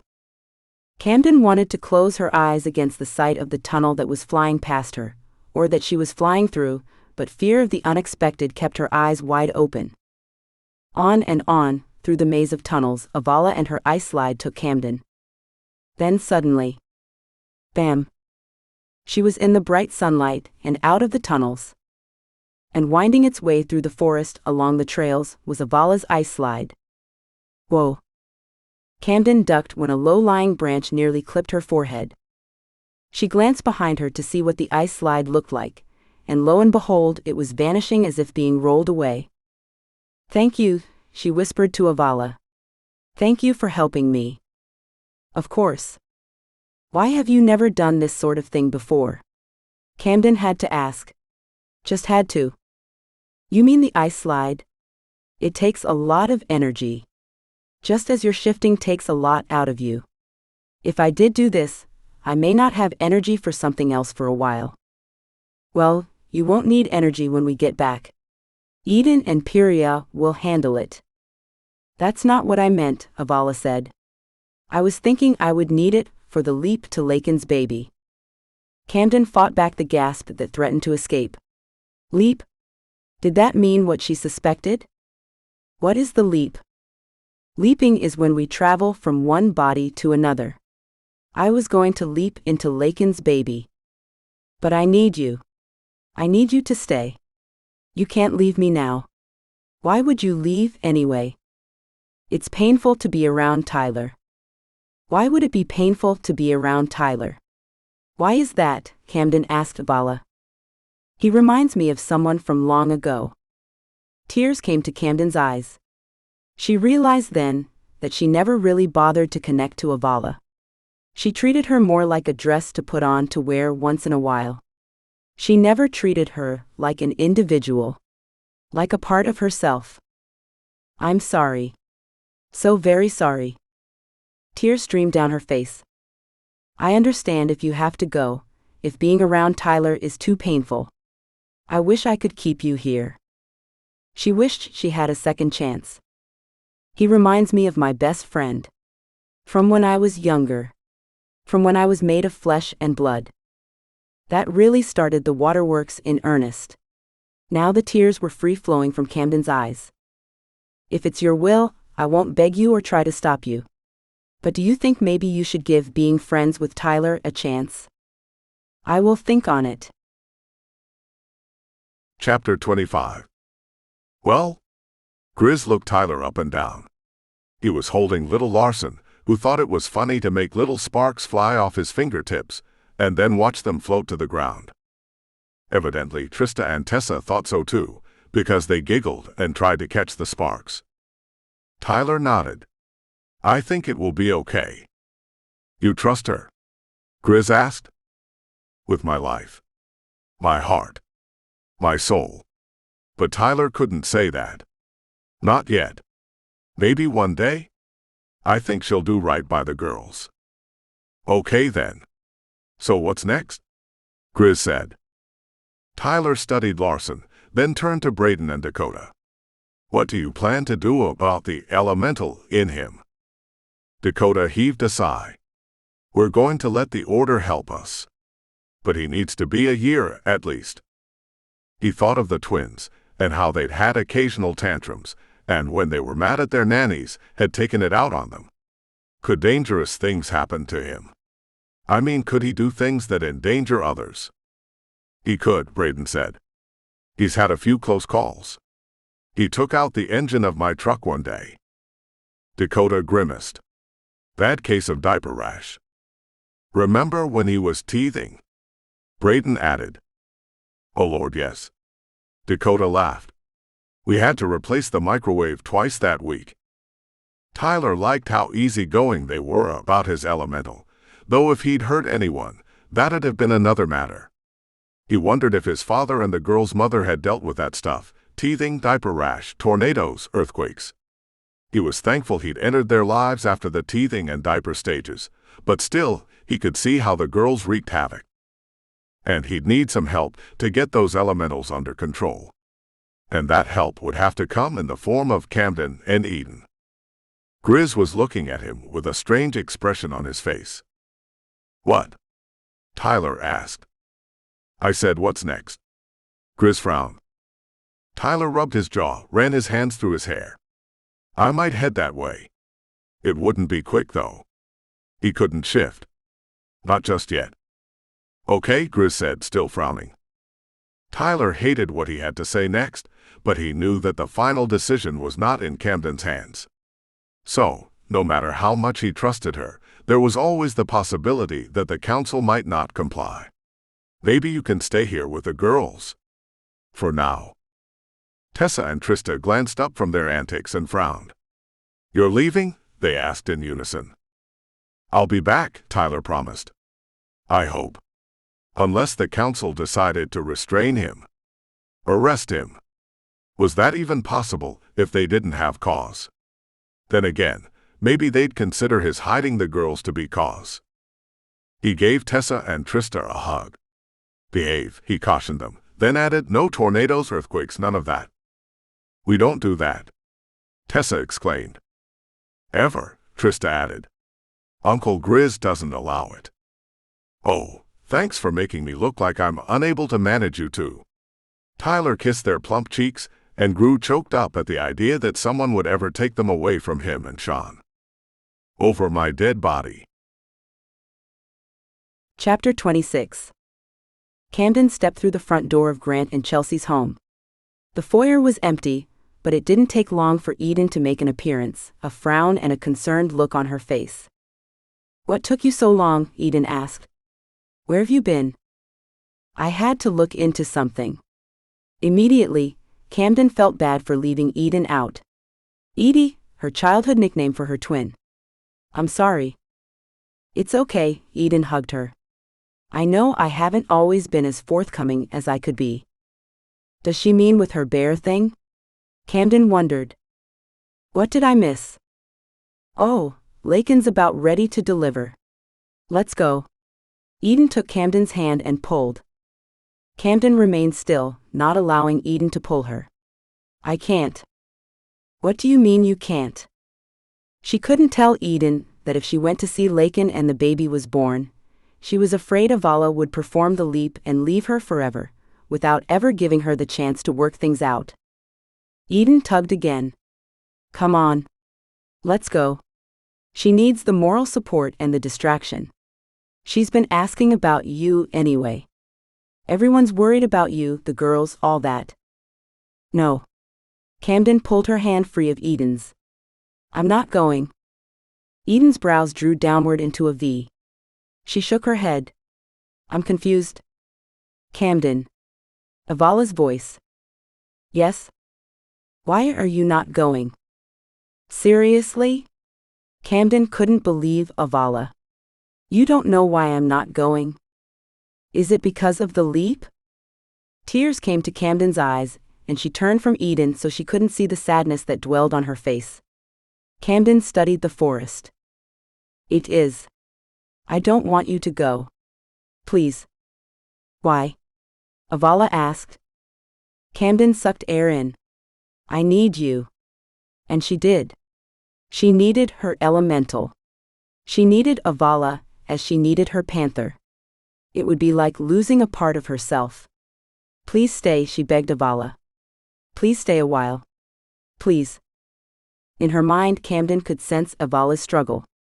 Her battle with her feelings about Camden. It's not Tyler so much, is it? Camden had to know. It's more what I have with you. Or rather, what I don't have. It took all of Camden's strength not to burst into tears, for having made her elemental feel like she was only needed when it came time to deal with the Order's business. Give me a chance to make it up. I swear to you. I need this chance. She needed it like she needed her panther, the very air she breathed. She needed Avala like she needed Tyler, and this was something she was just now starting to admit to herself. I will, Avala said. Camden wished she could see her. Wished she could give her a hug. Thank you. Let's go see Lakin and her baby. Let's, Camden agreed. Wiping her tears away, Camden took Eden's hand. It's time to go see Lakin. Eden gave her a weird look. Okay. I'll explain later, Camden said. Maybe. They took the steps two at a time, and just before they could walk in the semi-open door, Lakin's voice came, Is that Camden? I'm here. Camden stepped through the door, pushing it open slightly. Lakin's face was red and sweating from the exertion, but the smile on her face was wide. So glad you made it. She put her hands out to Camden and Eden. You two remind me of my sisters. Tears welled in her eyes. I miss them. They're on the way, babe. KY stepped forward, mouthing the words, thank you, to Cam and Eden. Camden nodded. Mikhail and Miriam are on the way too, he added. Good. Lakin began to pant again. May was at the head of the bed with a cool washcloth that she used to wipe Lakin's face. Doc stood at the foot. Almost there. Want us to leave? Camden asked. Because, truth be told, she couldn't do that whole public birthing thing that Lakin seemed to have no problem with. No, I'm good. She paused. Well, except that prosthesis is itching. Want me to take it off? May asked. No. Not now. I think it's easier with it on, keeps my legs where I need them. Here we go. And seconds later, there it went. One final cry from Lakin, and then it seemed the room's essence changed. At the same moment, Camden felt a stirring within. Still with me? She asked Avala.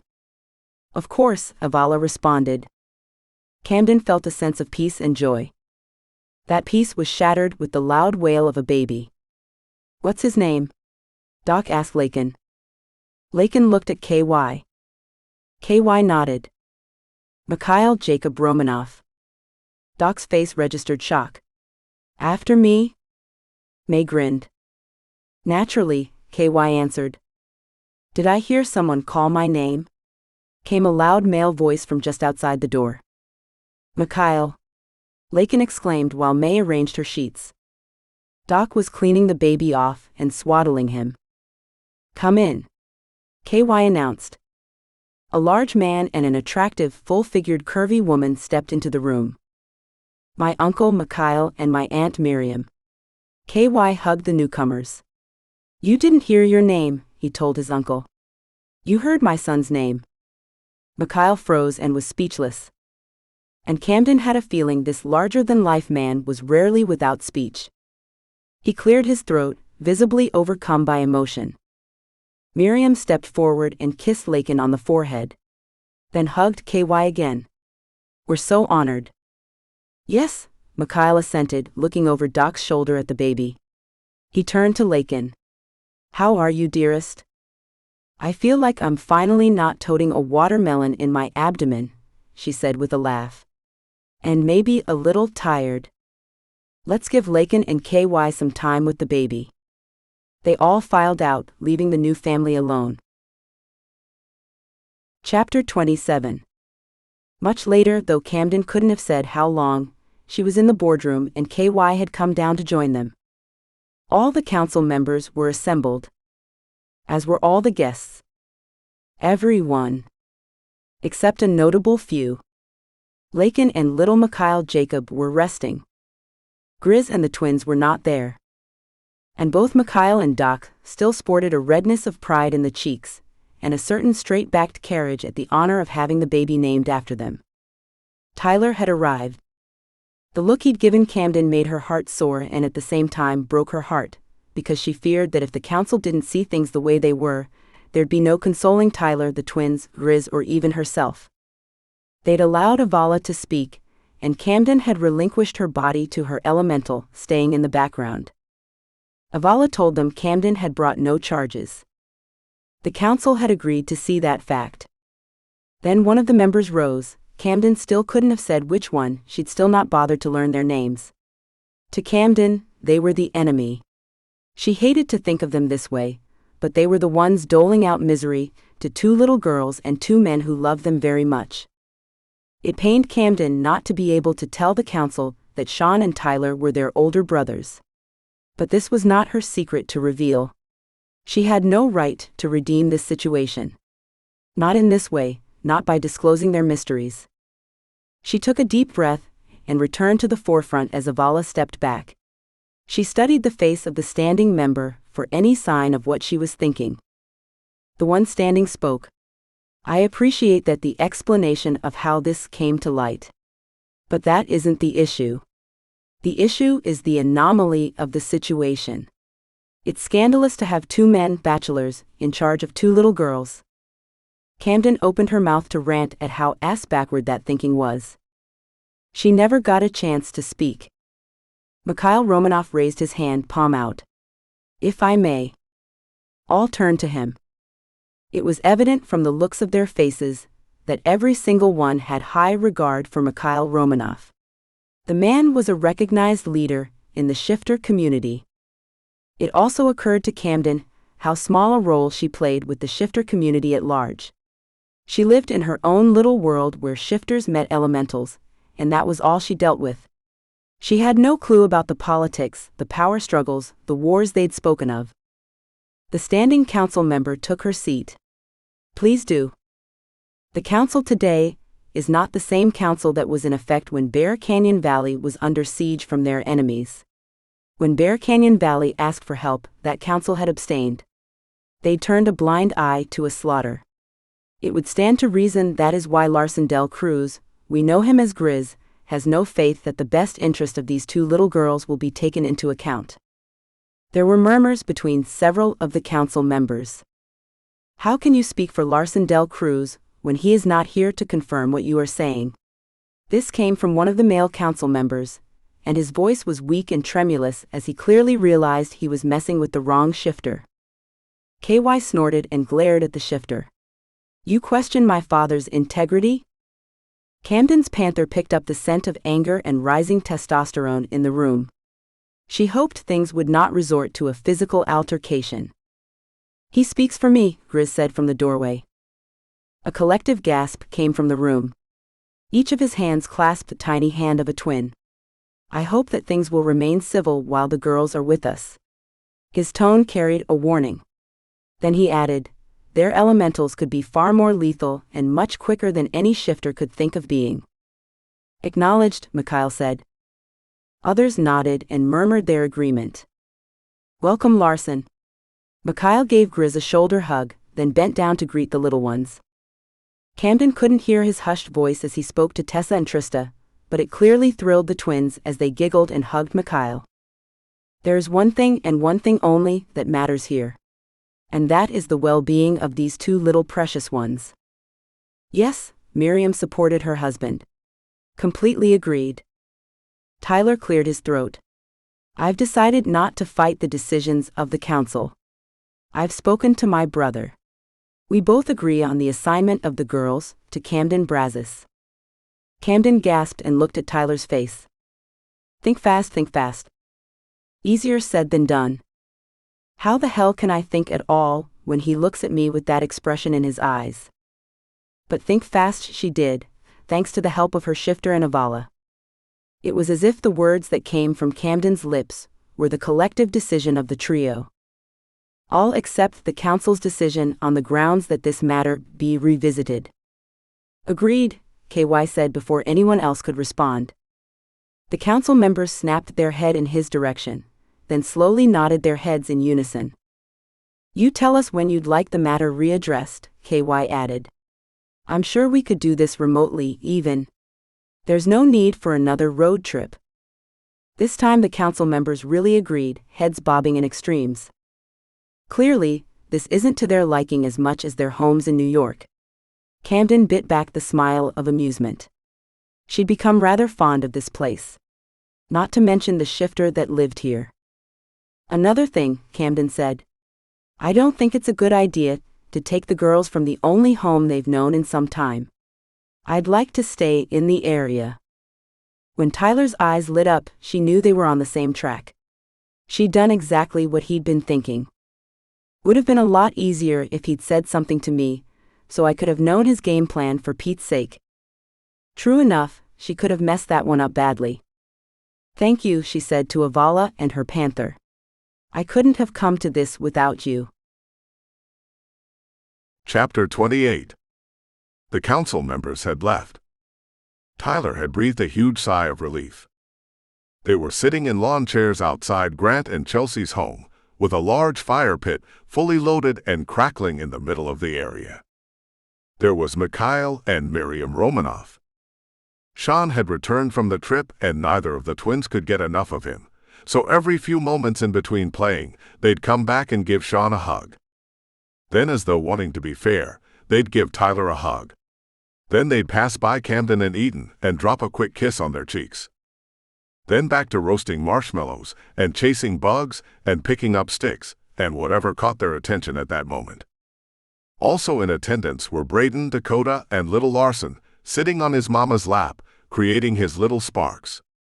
Tyler prayed he wouldn't start a forest fire before they could figure out how to get his elemental under control. Man, this elemental shit was complicated. But he didn't say that out loud. How could he? He was in love with a woman who had an elemental in her. And he'd become friendly with that entity. Also, there were Camden and Eden. Eden, sitting quietly next to Camden as though she had a lot on her mind. KY and Lakin were there with their little one, debating nicknames that could be derived from the name Mikhail. Of course, Mikhail had told them, there's no such thing as a good nickname, KY. Reminding them that KY was his nephew's nickname, and one that Mikhail didn't necessarily prefer. Luckily, he'd been smiling when he made that pronouncement, because Tyler could see how the man could be pretty scary, to some people. May and Doc were sitting next to Mikhail and Miriam. It was clear from their chatter that Miriam and May were close. Naturally, Grizz was there, the firelight enhancing the flames of his bear in his eyes. Tyler wondered if the man would ever find someone. Now that he had, it was his wish that everyone could have the same happiness. Mikhail tapped on the handle of his chair to get their attention. The girls will need a surname that doesn't raise eyebrows or garner unwanted attention. Romanoff, Roman, or even their mother's surname O'Riordan just won't do. They all link back to a dangerous past. True, Tyler acquiesced. Suggestions? Sean asked. Nobody knows the surname of the girls, as it is. How about Forrester? May suggested. Tyler looked at Sean. Sean shrugged. They were on the same page. Sounds good to me. Tessa and Trista Forrester, Camden said. Shivers ran over Tyler at the sound of her voice. With the entire situation all blown over, it stunned him how much this woman touched a part of him that had never been warmed. Her dark eyes glittered as she watched him across the fire. He wished she were sitting right next to him, but man oh man, the way he reacted to her would be way too obvious. He owed her. He owed her his life, his heart, his soul, and the safety of the two little girls. And they'd keep those little ones safe from other elementals and enemy witches, he promised himself. Mikhail raised his glass. To Zachariah Romanoff, which is what his name was when I knew him, who was a distant cousin of mine. For reasons that do not need to be delved into today, he became Zach Roman and stepped away from the shifter community, but he never stepped away from his commitments and his love. Hear, hear. Sean and Tyler clinked glasses. To their father, who had not known they existed when they were young, and who died protecting his daughters. A hero. Tyler hoped he could be as heroic as his father had. Across the fire, Camden smiled at him with pride. Chapter 29. Later, when they were alone, Tyler put his hands on her shoulders and pulled her against him. He slid his hands down her bare arms and lowered his head, locking his lips to hers, and let her see the passion, the hunger, the eternity of him. The foreverness of them. His mouth demanded the same of her. Camden moaned. His breath mingled with hers, his tongue danced around hers, pulling her deeper into a place where there was only her and Tyler. Tongues tangling, she kept her eyes focused on his, reaching deep into the essence of his very soul.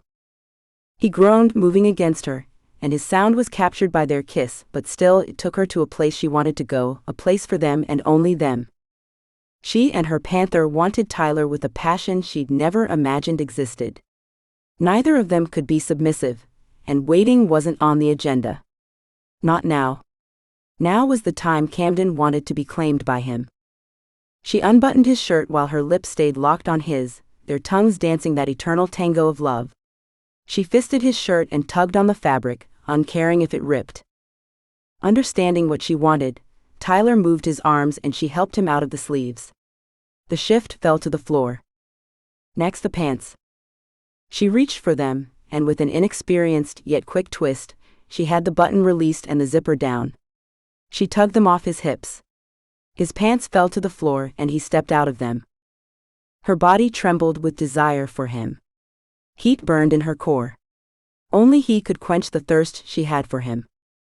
How had this man reached into her and captured her heart in such brief time? Had it been brief? It seemed as though she'd known him for an eternity. Was that because of Avala? What resonated with Camden the most was how ferociously her panther was in love with his bear, and yet she'd managed to let Camden set the pace. Camden had no idea, had never thought this was possible, to feel for him, and to have her panther love his bear so deeply. Tyler's hands slid down her arms, lowering and cupping her derriere, pulling her tightly against his muscular body. She put her hands on his stomach, his abs flexing under her fingers. She ran her fingernails over his chest, the broadness of his body, up to the wide set of his shoulders. Tyler groaned. He pulled away from their kiss. His hands lowered, cupping her full breasts just beneath the mounds. His thumbs resting on her nipples, and he rubbed circles on the pebbled tips. The wetness deep within her body began to make its journey downward. It would only be a matter of seconds before the proof of her desire for him was a pool between her thighs. She scented his desire and licked her lips with anticipation. "Ah, damn, Camden," he growled. He squeezed her breasts with his hands, then pinched her nipples between his fingers and rolled them, then pinched them flat. The pain was perfectly exquisite and rolled through her body like a storm. Camden couldn't tear her eyes from his. "I want you. I've never wanted a man. I've never known this could happen." How could she possibly explain to him that she'd never so much as gotten this worked up over a man? And now? She wanted him. All of him. Every inch of him. He occupied her mind, her body. She wanted him in her with a wildness that was frightening and uncontrollable. "Touch me."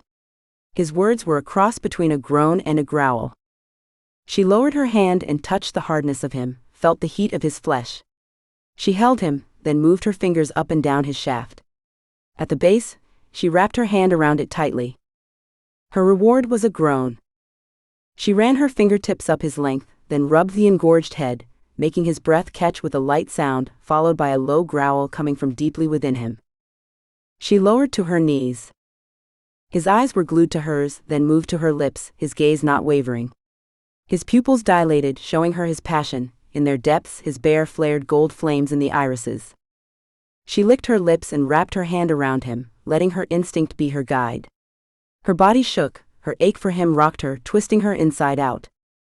Camden took in a deep breath, then opened her mouth wide, laying the underside of his length on her tongue. She marveled at the heaviness, the thickness, the rigidity. She closed her lips, feeling the velvety texture of him against the roof of her mouth and tongue. Pushing her head forward, she let him slide farther in, wanting as much as she could take of the smooth length. Her panther roared in her head, urging her on.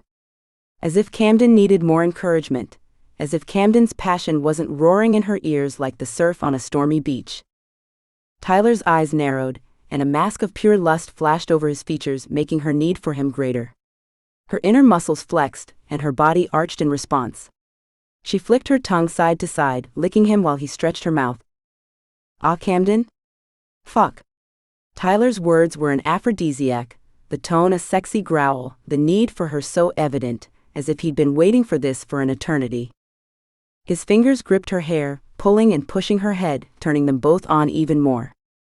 His growls, the way his head was flung back, and the tensing and flexing muscles on his stomach were the inspiration she needed. She moved her head back and forth, his hardness slick with her saliva. Tyler leaned forward, hooked his hands around her arms and pulled her up to a passionate kiss while she still worked him, pulling on him, tugging on him, wanting him. Her back was against the wall, her chest against Tyler, her legs wrapped around him and hooked on his hips. "I need you. Now." "Same?" That's all she could say because her head was jumbled with desire. She pulled him closer with her legs. With one swift drive, he drove deeply into her. Camden gasped. Tyler pressed his lips to hers, swallowing her gasp. She wrapped her arms around his neck and pulled herself closer, latching onto his lips, driving her tongue into his mouth the way he was plunging into her. Her body tightened around him, her muscles contracting with pleasure.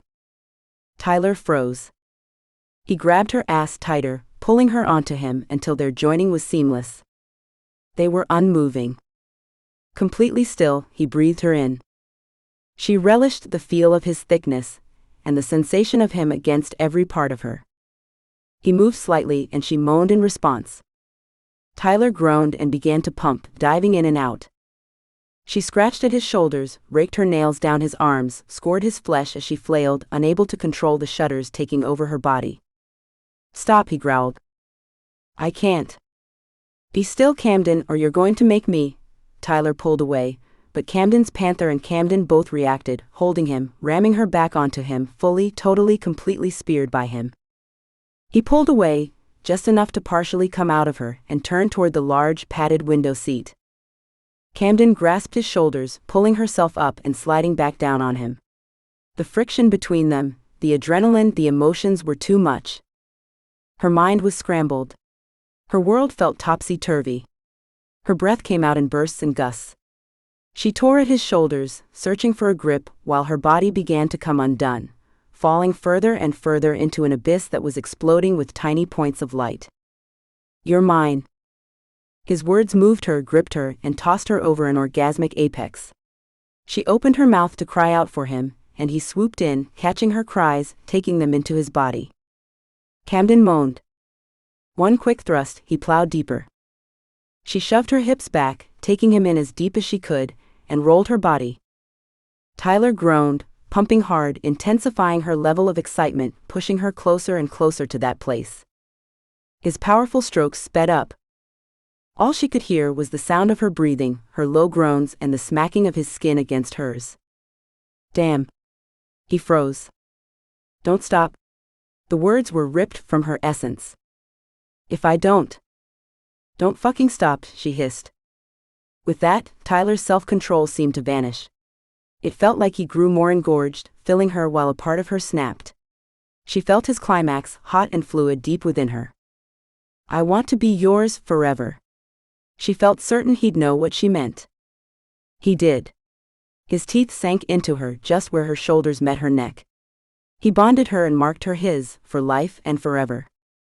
Camden sighed. Who'd have thought she could find so much happiness and have a new best friend? She rolled over in the bed to find Tyler's side empty. She didn't wonder for long where he'd gone to. He stepped in their bedroom with a tray loaded with breakfast. Sean's got the girls this morning. There were perks to living in a cabin that was more like a duplex. Got bacon on that tray? She asked. And chocolate-covered strawberries. He smiled. This man knew the way to her heart. Oh, that he did. Put the tray aside for a while. She beckoned him forward. It'll get cold, he warned her with a wicked smile. Something else will get cold if you don't get over here, mister. He set the tray down and dove toward the bed. Camden squealed and moved over just in time. Camden O'Riordan, he said. What? She put a mock frown on. Is that supposed to be a proposal? The ring's on the tray, he confessed. It was supposed to be more elaborate, but you ruined that. Ruined? She locked her lips to his. I don't think so. His laughter filled the room just as his love filled her heart. Thank you for listening. This has been a Shifters Forever Worlds book by L. Thorne. Stay tuned for more episodes. Don't forget to subscribe and to ring the bell to be notified of new releases.